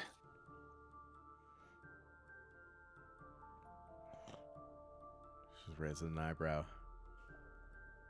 And a small touch of the slightest smile graces Well, her lips. I'll nod at the doorway.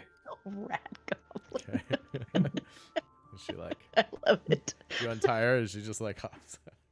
Oh, I thought we'd already untied her a little while ago. It's like a goblin in a We'll blanket. leave her all She's wrapped like- up.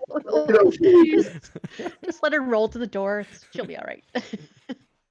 As you you release the bindings, she stops and on her way out the door, she turns to you, Cloud, and she unclasps from her belt a small leather pouch and she presses it in your hands, and then she cautions one more look back into the cottage before breaking into the best run she can muster southward, away from town, away from the direction that she pointed you in, away from the tracks leading into the woods, out of sight.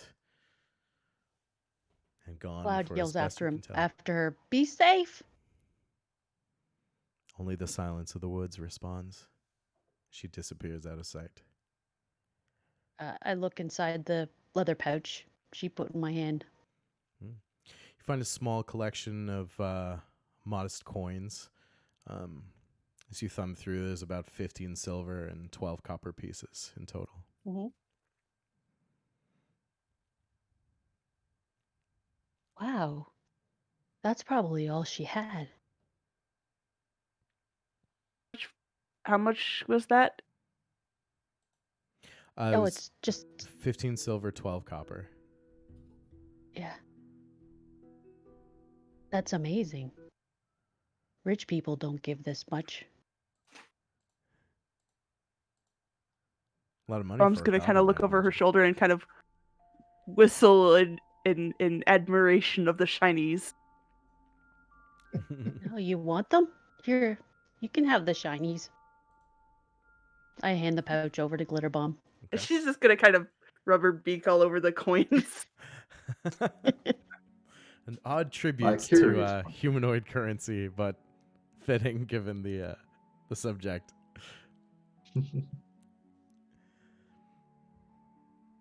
The shiny.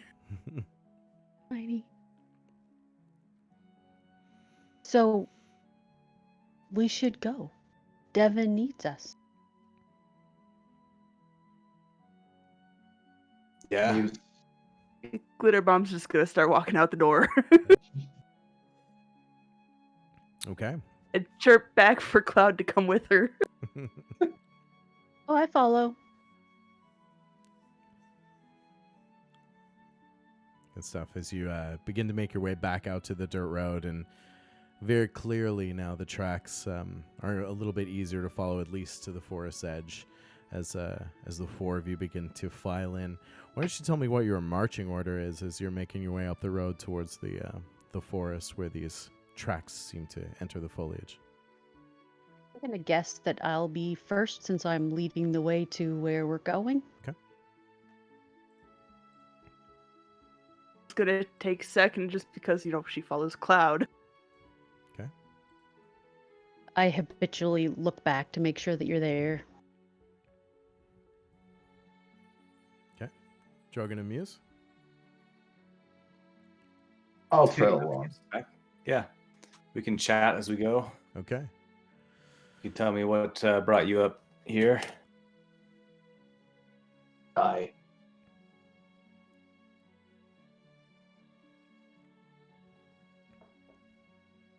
All right, as the early morning light begins to roll over the Cormanthor and bake the morning mist from the leaves and limbs of the thickening forest line around you, the Cormanthor embraces you as you press further and further into the brambles and foliage, now walking through thick forest line. These rough roads, untraversed, uncarved, carpeted in the early autumn leaf coverage. The auburns and rust-colored leaves beginning to form in the thick green that is otherwise characteristic of the Cormanthor. The day turns to afternoon. You pass by various fauna that are kind of skittering, going about their simple lives without thought for peril or the problems that plague humankind and or humanoid kind in To be favor. fair, I probably chase those sometimes. Every now and then having to kind of rein Cloud in against her own instincts. As you continue through this travel further northward, arcing around a dogleg, various tributaries, you stop for a moment to quench your thirst in the fresh, clean water of a babbling brook. What are you doing amongst yourselves? Drogon and Muse, you said you wanted to chat a bit as you were making your way along this journey. Well, I'm here looking for someone. Actually, I'm looking for a couple of people, but one's a debt, one's a job. And that weapon of yours, I've never seen one like it. I pull the last word out of its holster and I show it to him. Someone might special help make it for me, and she left it behind. I'm merely making sure it's taken care of until I can return it. She called it the last word. Mostly because whenever it was used, usually she was having the last word.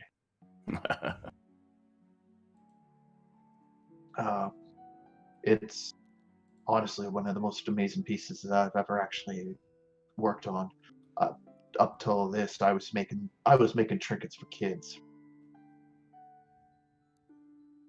Well, it looks like fine craftsmanship to me. Thank you. But yeah, well, I'm a little out of my element out here, but we'll see what we can. I'll do my best. Well, I appreciate you joining us. We're gonna need something like that where we're going, I think. Well, we'll see if we can't talk our way into it first. Failing that, well, we'll see what other sorts of reasoning we come up with. Doug Marin's blessing on all of us then. Muse, why don't you roll a religion check for me, please? You got it. As Drogon mentions Stugmarin, you recognize the candor and the reverence with which he speaks the name, and given your various dealings with dwarven kind and your knowledge of the culture, you recognize that many of some of the most accomplished smiths in dwarven culture often give homage to these types of deities, but your knowledge of how it applies and where and how far it reaches is skewed at best. But these are the types of things that you've picked up in your times working with dwarven kind. The name sounds familiar. I'm guessing craftsmanship. Yes, and knowledge. Always looking to make the best that I can in his name. One day I'll be able to craft the perfect thing. My great masterpiece, the one that will inspire many people, but not yet. Respectable. Muse pulls one of the clockwork toys out of his bag and produces it for Drogon and shows it to him. If any of this looks like it'd be something interesting to you, I can definitely try and teach what I can. He happily takes it and starts inspecting it and looking at maybe some of the clockwork pieces inside. Starts poking around at it. Yeah. Should you roll an investigation check for me? All right.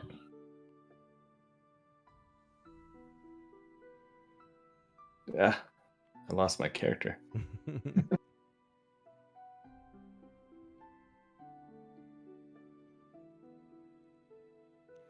You begin to peruse the odd clockwork mechanics and the strange machinations. It's very alien to you, but completely intriguing. So much so that you're lost in it, and you can't actually reason how this works. There's no hammered work. There's no fusion. There's no arcana that you can tell, but there's something mystical or maybe even magical about it. It's relatively mind-blowing. It's amazing. Yeah, Drogon gets lost in it for a while and is just fumbling with it, mumbling to himself and poking at things and seeing what it does. Want to see another interesting trick with this friend? Yeah. I'll use the prestidigitation cantrip and throw a little bit of power into the clockwork toy. Nice. All right. And what happens when you do? I'm going to say he gave... this one is in honor of Glitter Bomb. It's a little clockwork bird. So once it fires up, its wings will start to flap a little bit, and its beak will kind of open and close. It won't make any noise, but it'll basically mimic a bird. You guys are going to get so much inspiration in this campaign. Go ahead. Glitterbomb's going to hear the new noise of the tiny gears, and she's going to kind of look back curiously and kind of clack her beak. Mm-hmm. As you capture this, and Muse and Drogon are kind of sharing stories and trade secrets, if you will. Glitterbomb's attention's peaked. Yeah, what are you doing, Glitterbomb and Cloud, and all this? She's gonna kind of make a questioning whistle, and then realize that they don't know her noises, and she's gonna point and what?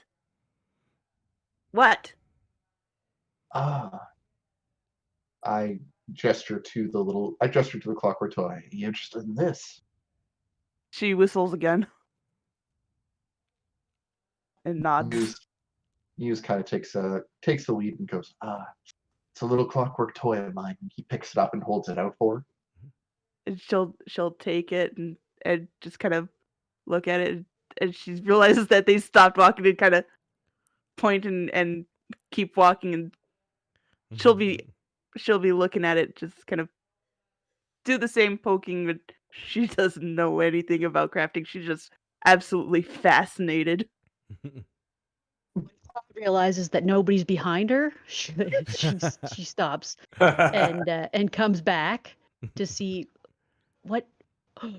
And like when cats are really excited, their pupils open wide. That's exactly when she sees the little bird, and she obviously, in spite of herself, she doesn't really want to get too close to any of the people in the group, but she sneaks in and she almost can't help herself. She's like, I need to touch. But she doesn't. His instinct kicks in once again, Cloud fighting against her roots. Yep. Yeah, Glitter Bomb will happily skip up to her and show it to her. Cloud's like going like that. Just trying to knock it off the table, no doubt. Yeah. What does it do? And she'll just kind of manually just kind of wiggle the wings and kind of wiggle the beak. It's not living, though. Did you learn that from the gnomes, then? This kind of contraption seems like something they would come up with. Nah, friend. Half-elf taught me everything I know when it comes to this stuff. She's one of the ones I'm looking for. Well, I would love to know her then, too. Be really happy to be able to make something like this, but bigger. Doug Marin gets or Drogon gets. You can see the wheels spinning in the back of his mind now. I Sure smell she'd be smoke. right. What is that? I'm sure she'd be right happy to talk shop with you. And eventually, Glitter Bomb will very kind of she'll kind of look at the little toy bird and look at Muse and look at the toy, look at Muse and just kind of hesitantly hand it back. Muse smiles at Glitterbomb. How about you keep that one safe for me for a little while, all right, little one? She whistles so happy. Happiest bird whistle you ever did hear. Amazing. And she'll just kind of tuck it in one of her pockets. Awesome. We best keep walking. As the trail continues to fall behind you, and you begin to explore these contraptions and the stories that go with them, sharing stories of your own, getting to know one another a little bit more as the day falls away, and before long, after a long day of walking and hiking through these untraversed lands, or rather with no clear path before you, I'm going to get everyone to roll a survival check for me, please. You pause for a moment to break for lunch. Sorry, go ahead. This is going to be a horrible roll for me. I can call it already. You pause to break for lunch, snacking on the odd rations that you have tucked away, foraging for berries and small edibles as best you can. Drogon, you're fairly certain though that you've been turned around, and as you gather together in a small clearing, just in a grove, flanked by wild red-colored berry bushes, Cloud, you're sure that you're on the right path, and you know that you can pick your way through here as your memory of this landmark becomes more clear the closer that you draw. You go back and forth, and over the next hour or so, you push through a small clearing, through another narrowed path. Drogon, certain that you're going the wrong way, a little bit disoriented. Can't be right. And Pleasant Doom really not sure either. No, God, follow.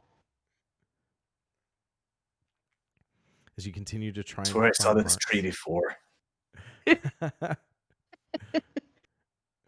Muse, you're a little bit on the fence, but ultimately you kind of side with Cloud, seeing that she has some intention towards her, and after conveying together, you agree that this is probably the best route forward. But before long, as the afternoon light turns to early evening, the sun prematurely disappears from view, vaulting way far beyond the large, overarching stand and the leaning branches of the thick Cormanthor wood, creating an artificial darkness much too early than what you're used to. And around 7 o'clock our time, you're almost cast in pitch blackness as night begins to fall. Why is it so dark?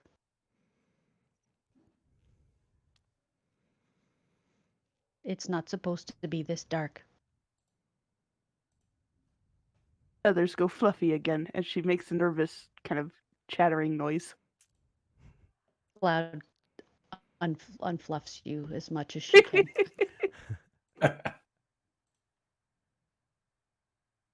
Muse looks to Drogon. I usually spend more time indoors around this hour. This ain't right, is it? It's not. I mean, I don't know what time of year it is. What is it? Are we? Well, it's about autumn. Is this unnatural? It's just. Sorry, it's not really unnatural. It's just darker than usual because you're so deep in the thick of the forest. Sure. Okay. So it's not. Yeah, it's not like weird. It's not that I thought you weird. were saying. Yeah, it's just it's becoming more difficult to see in the darkness of night earlier than it typically would because of the thick foliage. Yeah. There's no ledges. I'm not casting acid splash on anything. Glitter Bomb just freaks the fuck out and just starts casting acid splash. That's what darkness does. That's her trigger. Her trigger is nighttime. Not good.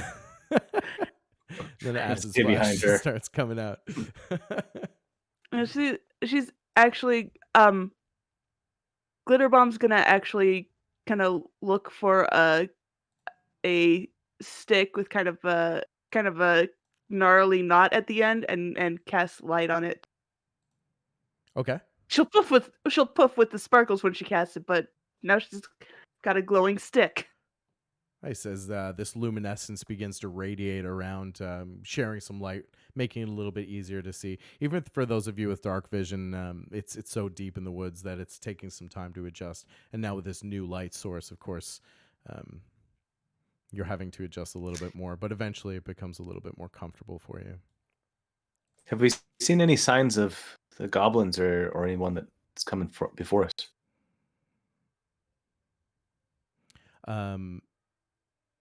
Sir, go ahead and roll a perception check for me, please.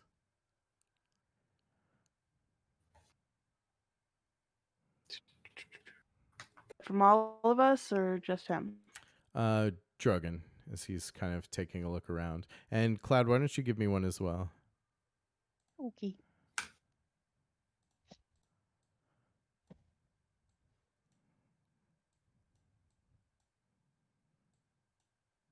Perfect. As you Nice. as you begin to kind of look, realizing that you've become somewhat dissuaded from the trail, just following Cloud's instincts and her memory of where things are and how far you might be. Takes about 15 minutes, but before long, you both come to an agreement that you found at least some tracks, some bent branches, some flattened out grass where it looks like there was maybe a rest stop before or some kind of traffic through here. And as you continue to look through the underbrush, you see the tracks and claw marks of those the rough clawed feet that are resonant of goblin travel. So it seems like you're still on the right path as best you can tell. Well, maybe you were right. Of course I was. As you continue to press on in these narrowed, uncharted paths, the sounds of day begin to eventually give way to the crickets and the deep quiet of the massive, unyielding Cormanthor. And before long, fatigue begins to take you as you press into about 9, 10 o'clock our time, or at least that's when I get tired. And about 11 o'clock, as you continue to press through, sharing your rations, you're now starting to have to ration your rations in the effort to continue into at least another day's worth of travel, as best you can tell, if Gildas's estimate and Cloud's estimate were correct originally. Cloud keeps on looking back at the dwarf and saying, "You were so noisy. Why?" Got big feet, lass.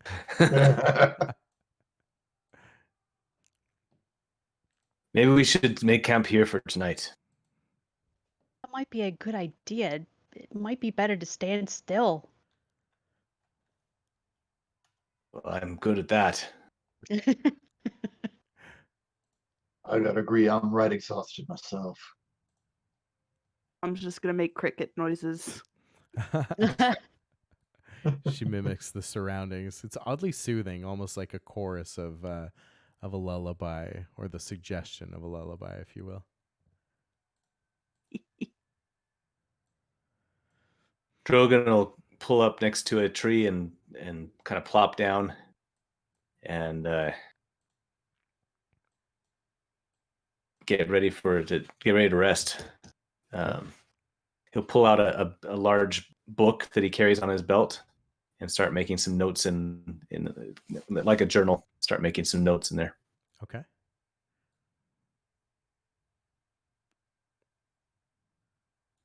Okay.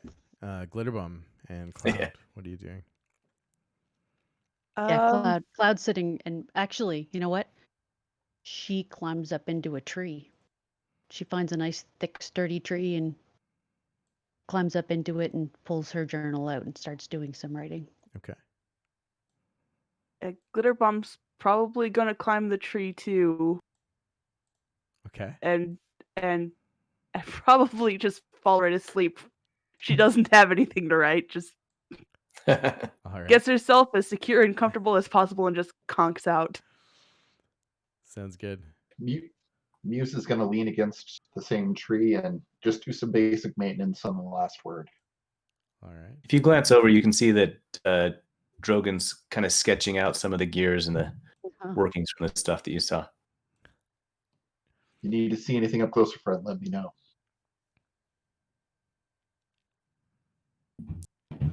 Bird snoring.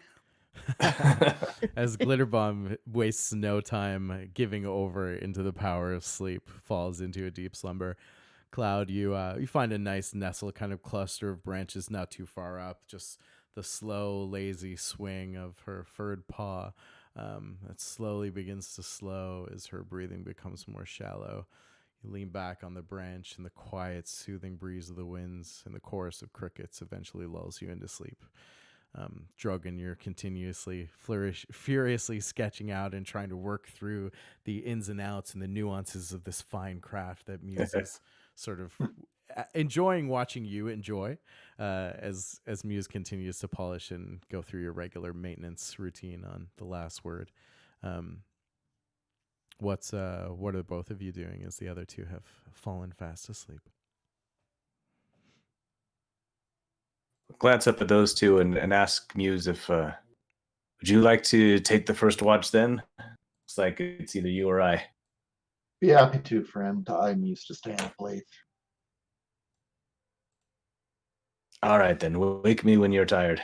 Bye. Pleasant dream.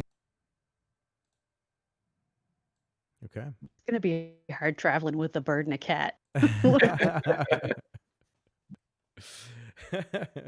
All right, so We're Muse going to find out how that ended up pairing it together there. Muse first watch, Drogon second watch, Glitterbomb and Cloud no watch ever.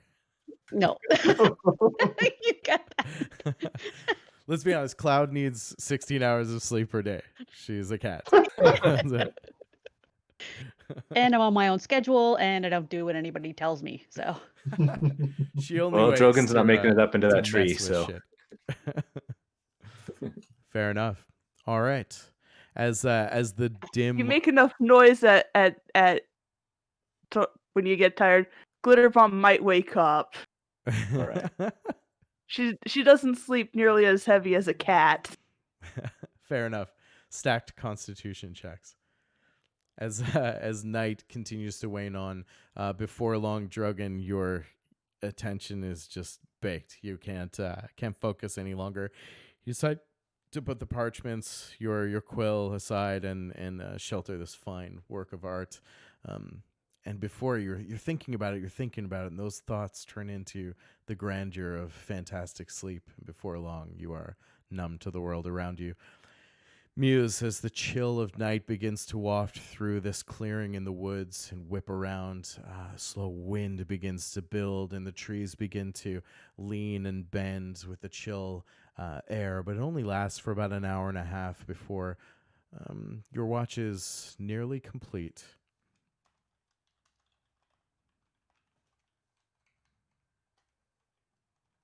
And uneventful, the watch passes. And you begin to grow weary yourself. Giant your pause eyelids there right before nothing eyelids happened. becoming more and more heavy.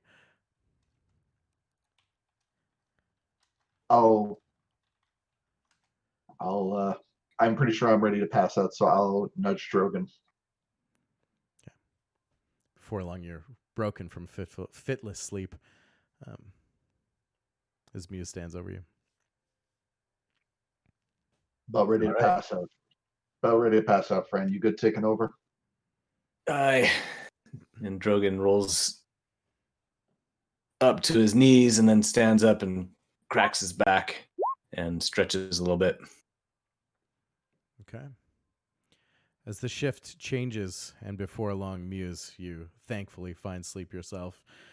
Drogon sitting up, looking out into the darkness. You see just the odd peeking of silver light stars fighting to get through the thick overbrush or the overgrowth of the Cormanthor. It's majestic, these incredible giant trees that all kind of form together against the common goal of creating one of the most beautiful forest land settings that you've ever seen. And I was buying myself time, and then I ran out of time. Screwed something up here. All right. And it's about 2.5 hours into your watch, Drogon, in the deep of night now, perhaps on the other side, just with a promise of dawn on the wind. And you hear rustling in a bush further away from you. But it's difficult to tell if it's just the later end of your shift playing mind tricks on you. And as you look across, you see a small, leaning, broken tree that seems stripped of its limbs, a story of weather on nature. And you see just something small kind of rustling or low to the ground. I'll try and get a closer look at it Okay.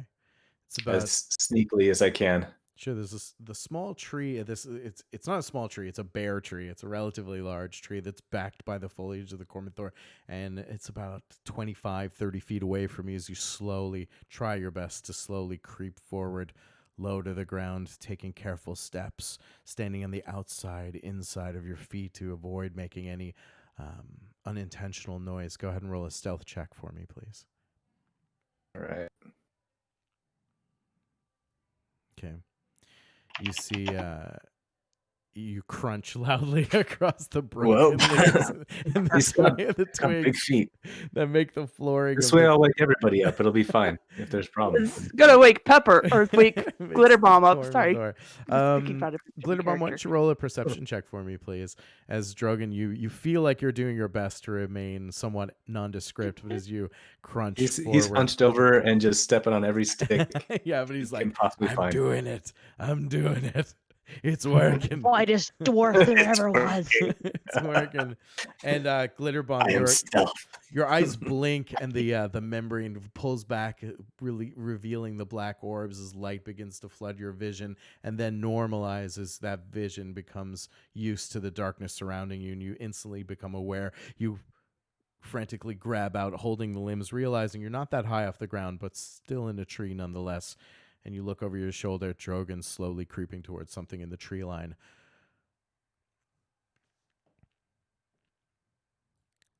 Drogon ahead of She's you. gonna Go ahead.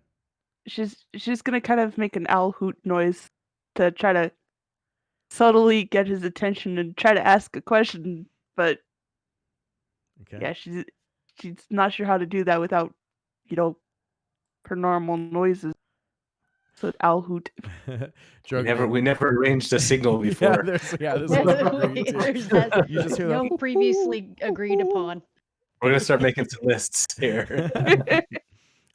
It's one that Cloud would recognize, but You do hear the odd sound of like an owl kind of woo, woo, and it seems a little bit out of place, enough so that it kind of gives you pause for thought in a moment.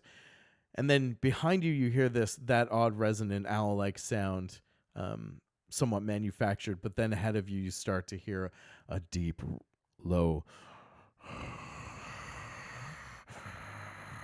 snarl and growl begin to rumble low in the forest darkness. Oh, this day gets better and better.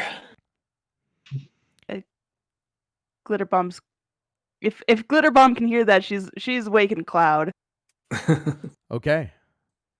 So as Drogon, as you just take a moment to look over your shoulder, cautioning the odd owl sound, you turn your attention back forward, and the growl becomes. I'll put my accompanied- finger up to my lips, like, "Hey, we're trying to be quiet here." Yeah, it's like, stop making noise. He yells into the I'm night. sneaking here. I'm sneaking here. And as you turn your attention back towards the tree, the growl is suddenly accompanied by hot gusts of steamed breath, and the breath herald the presence of low, squinted, golden eyes shimmering at you. Teeth are bared before a beast lunges at you from the forest line. Glitter, you frantically reach for Cloud and shake her awake. And with that, let's roll initiative. Before we do, I have to put you. That's right. I forget how this works. I have to put you in a scene where you can roll initiative, and that scene looks like this. There you go. So go ahead and click your tokens and roll your initiative as battle ensues. Do the thing. Hey.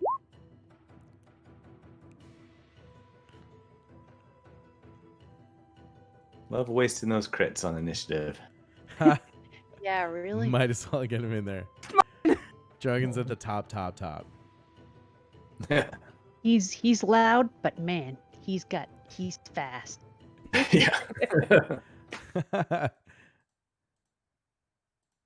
It makes sense. That actually worked out.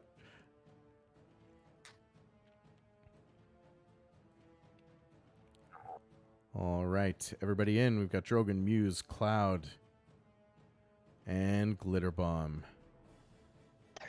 And the nasties. 3.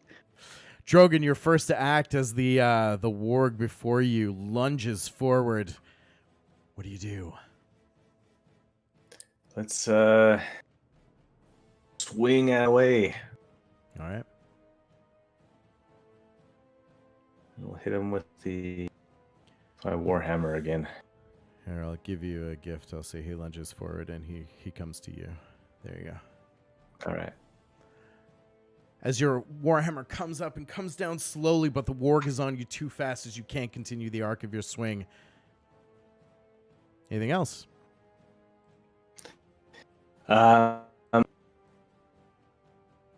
believe I can. Let me see if it's a. Oh, it's an action. It's not a bonus action. Okay. All right, so that's it. I will yell out to make sure that Muse wakes up. Okay. As you call out a warning to Muse, Wargs! resonating throughout the forest.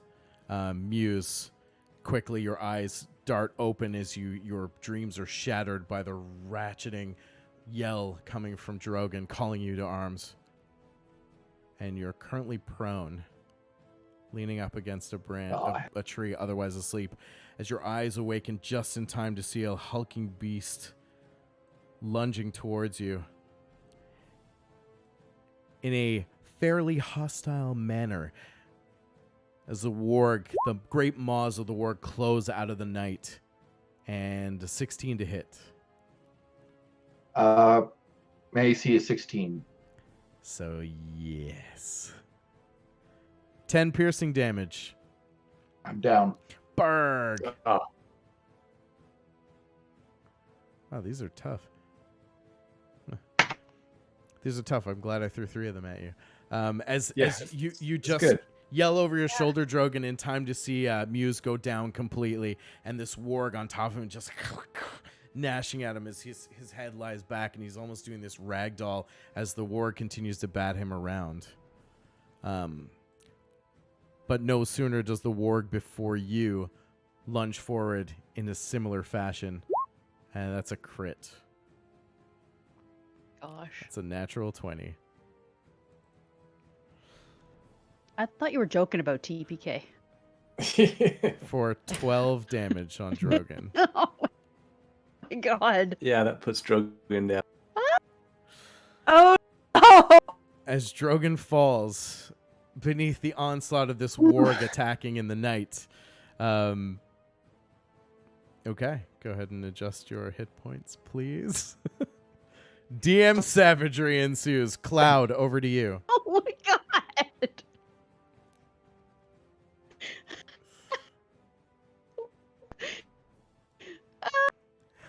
Not even funny. It's like grizzly bears, right? We just played that. Hey. That's right. Let's roll around. Leave us alone. Gosh. Wow. Okay. I'm going to deftly move through the tree over here. I want to do another crazy thing. I want to do like a Assassin's Creed death from above stab with my short sword. Okay. The warg is barely aware of rustling in the branches as you silently drop down on top of it. Go ahead and roll. I'm just going to move you out of his space, though. Okay, sure. But yeah, let's see. There you go. As you drop down from the limbs above, go ahead and roll. Okay, I will. And it's going to be amazing. I bet it will. Let's see. Come on, short sword. Critical hit. Oh my god. Lunging into savage action, you come down wickedly with a short sword and slashing arcs as you fall on top of your prey. Go ahead and roll your damage. Nice. Okay, so ignore the rage. So is that didn't... I don't think that did the Didn't do the critical second damage. It No. did not. You So give you 2 d6s, right? Yeah, roll Yeah. twice and it give you +3 on both. Did it Oh, roll? okay.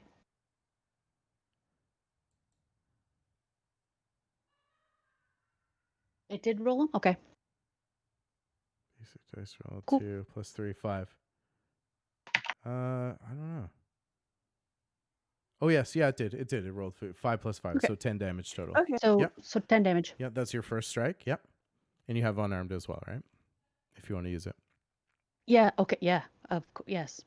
I would recommend I it. forgot that I could do that. Okay. I'm so nervous now. These guys' lives depending on us, and the healer is down. Right. Yeah. Okay. Come on, please. That's a hit. Nice. Unarmed claws. Nice. I don't even understand what that means. I guess that I... Another 6 damage. Nice. Okay. As you continue to shred, following up with a slashing claw, you cut a swath through the side of the beast, spilling its air into the blood. You know what I'm going for there. And that will take us to Muse. Please roll a death saving throw for me. Don't die.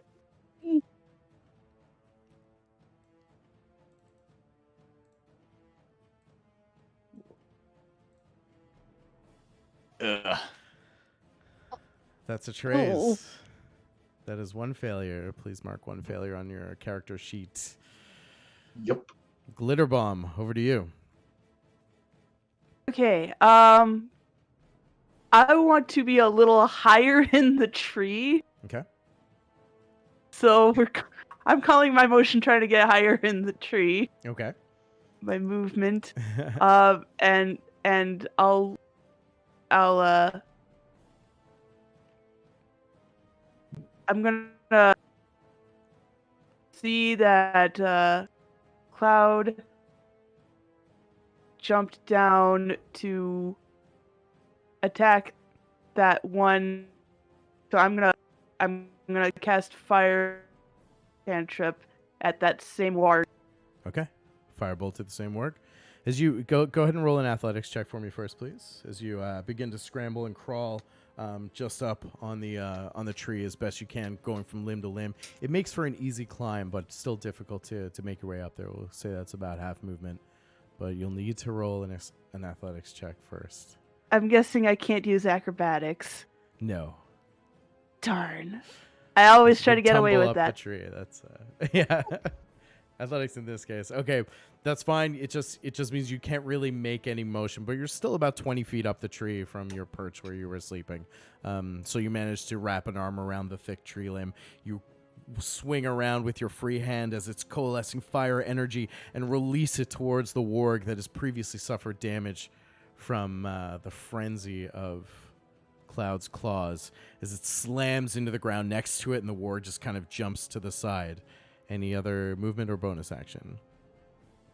Don't really have much that I can do as a bonus action. You all have so- inspiration as well, just as a friendly DM reminder. Yeah. Yeah, that might make a good, guaranteed save. That's true. All right.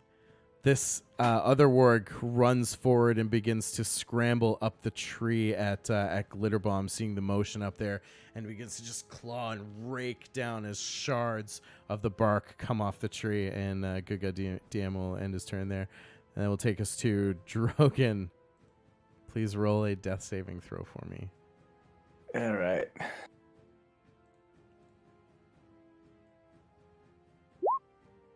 There we go. Yay! Okay. All right. So far, so good. By the skin of my teeth. This warg now face to face with the blender-like effect of Cloud's relentless claws, lunges towards her. That's a 24 to hit. Yeah, I would imagine. Whoops. For 7 damage, Cloud. Yeah, okay.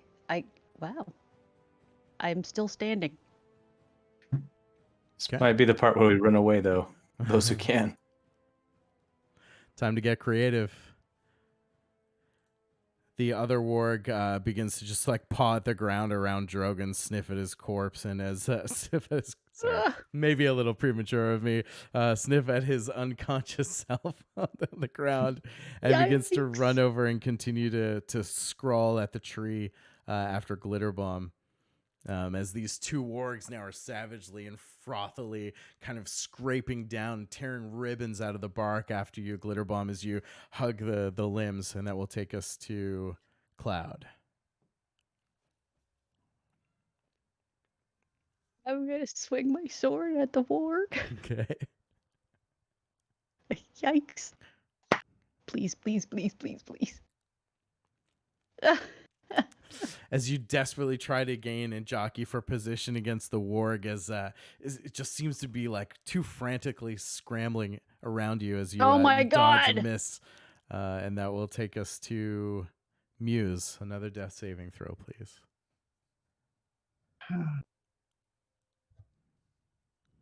I may just want to burn my inspiration for this.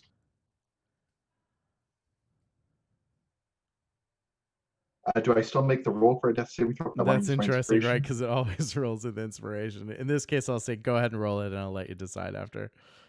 I think this is a rare. Okay. So you can burn. Yeah, you can burn your inspiration if you want. Yeah. Okay. I'll burn it. I've marked it off. Okay.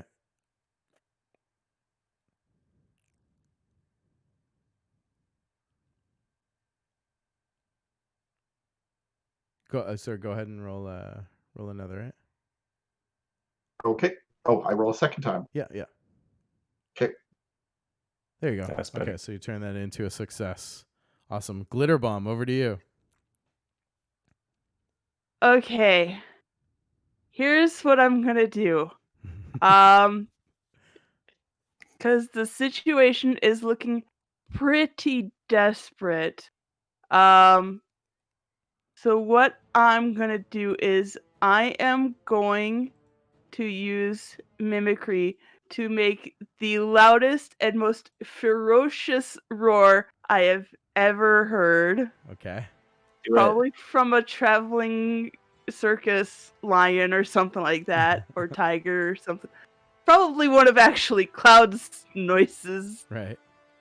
But she's going to make the most horrendous noise she can and cast light on the branch that she's sitting on to try to blind and intimidate these wargs and hopefully scare them off. Okay. So mimicry, is this an ability that you're using?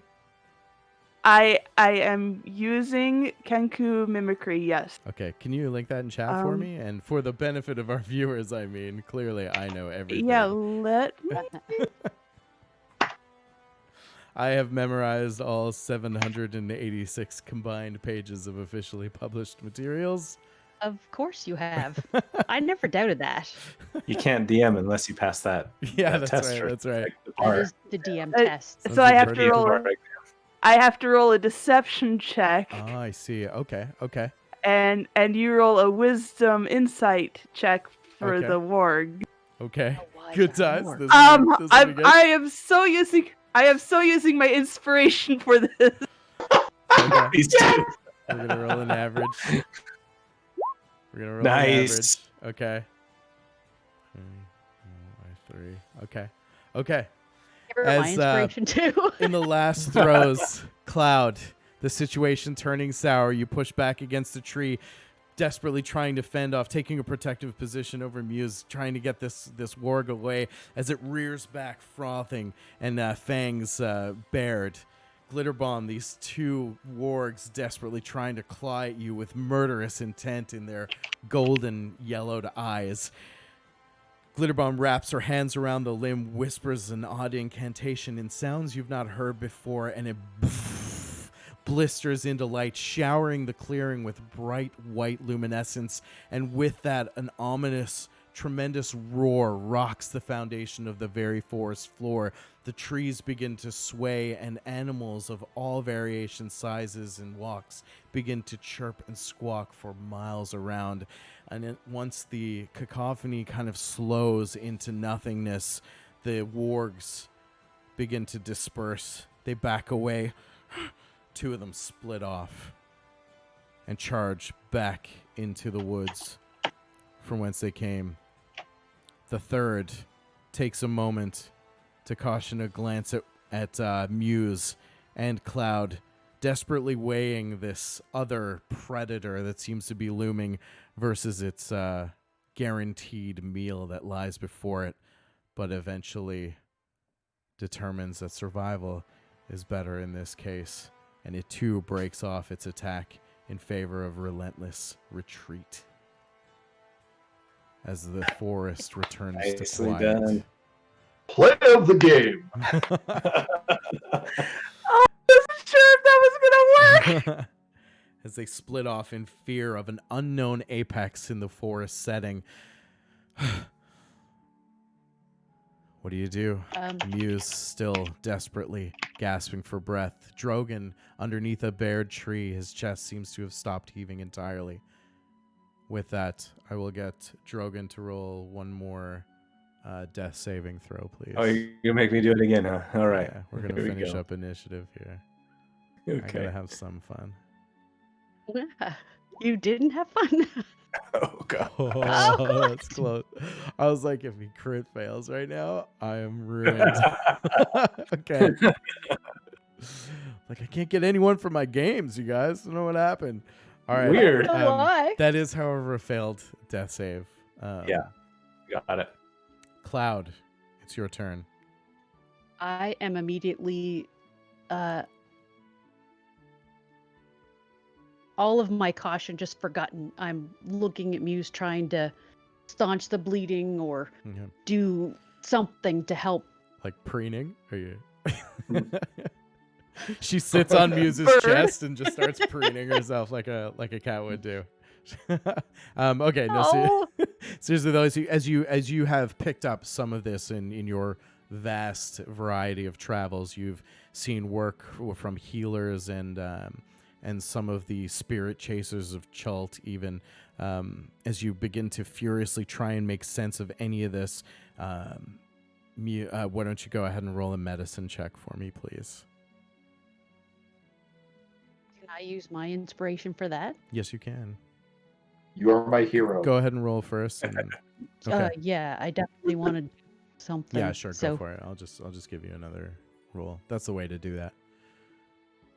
Nice. Okay, so because we roll automatically with advantage, it just saves us a lot of trouble in the platform. The way we'll handle inspiration is you roll first, then decide, then roll again, just as we've done, rather than seeing what the second roll would have been, because that doesn't make sense.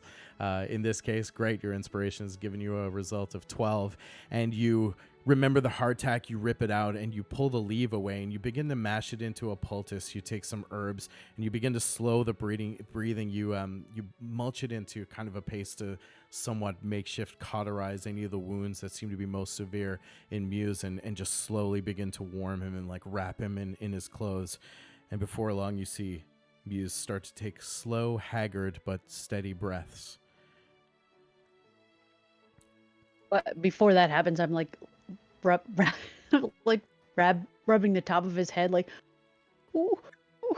And then as soon as I realize he's breathing again, I jump back away from him, and that's it. He seems to be stabilized at the moment. Glitter Bomb, your turn. I'm gonna see that Cloud is helping me, so I'm gonna scurry out of the tree and go try to help Drogon. Okay. You swing down and very quickly and easily, lithely make your way over to Drogon, whose chest has stopped rising and dropping altogether. You don't see the same telltale mist escaping with the breath of life into the cold night air. Go ahead and roll a medicine check for me, please. Okay, it's not gonna be. As you will this arcane energy to somehow assist you, not really knowing exactly how the human anatomy or the humanoid, or certainly not the dwarven anatomy works, you do your best to attempt it, and by some natural miracle of the power you wield, your hands begin to warm, they begin to light, and a slow mist of glitter begins to emanate from your arms and fall around the ground, and Drogon, breath slowly, trepidatiously returns to you. You see the orbs of his eyes moving behind his eyelids, but still remaining unconscious as the party is stabilized. Oh, gosh. And that's where we'll end tonight's session. That glitter is never washing out of your hair, by the way.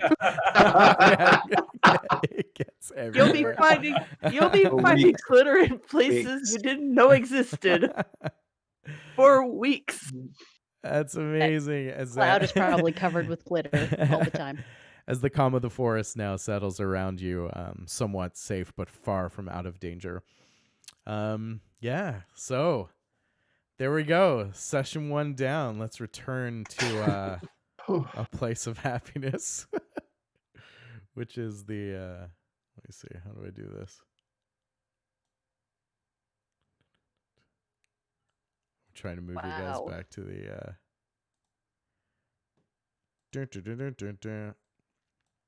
Yeah. There we go. First session down. Our first official DMsGuild Showcase.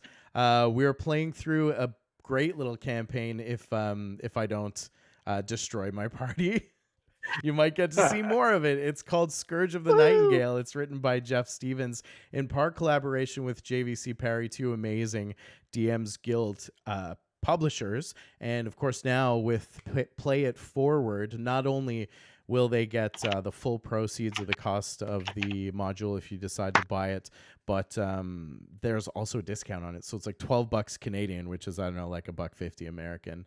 So it's pretty cheap. It's a great little campaign. You can definitely tune in and watch us every second Wednesday. So we're going bi-weekly from here, right, gang? Yep. Yeah, so first session down. Great job. Thank you, everyone, for being such wonderful players. For our community, for those of you who stuck around to watch or popped in to say hello. Really quickly, I'm going to do a quick rundown through shout-outs and say hello to some folks. We had some activity during the stream. So Rotary Plains 486, thanks for the follow from the Mixer crew. Zero Cool 420, thanks for following on Mixer. Much appreciate you.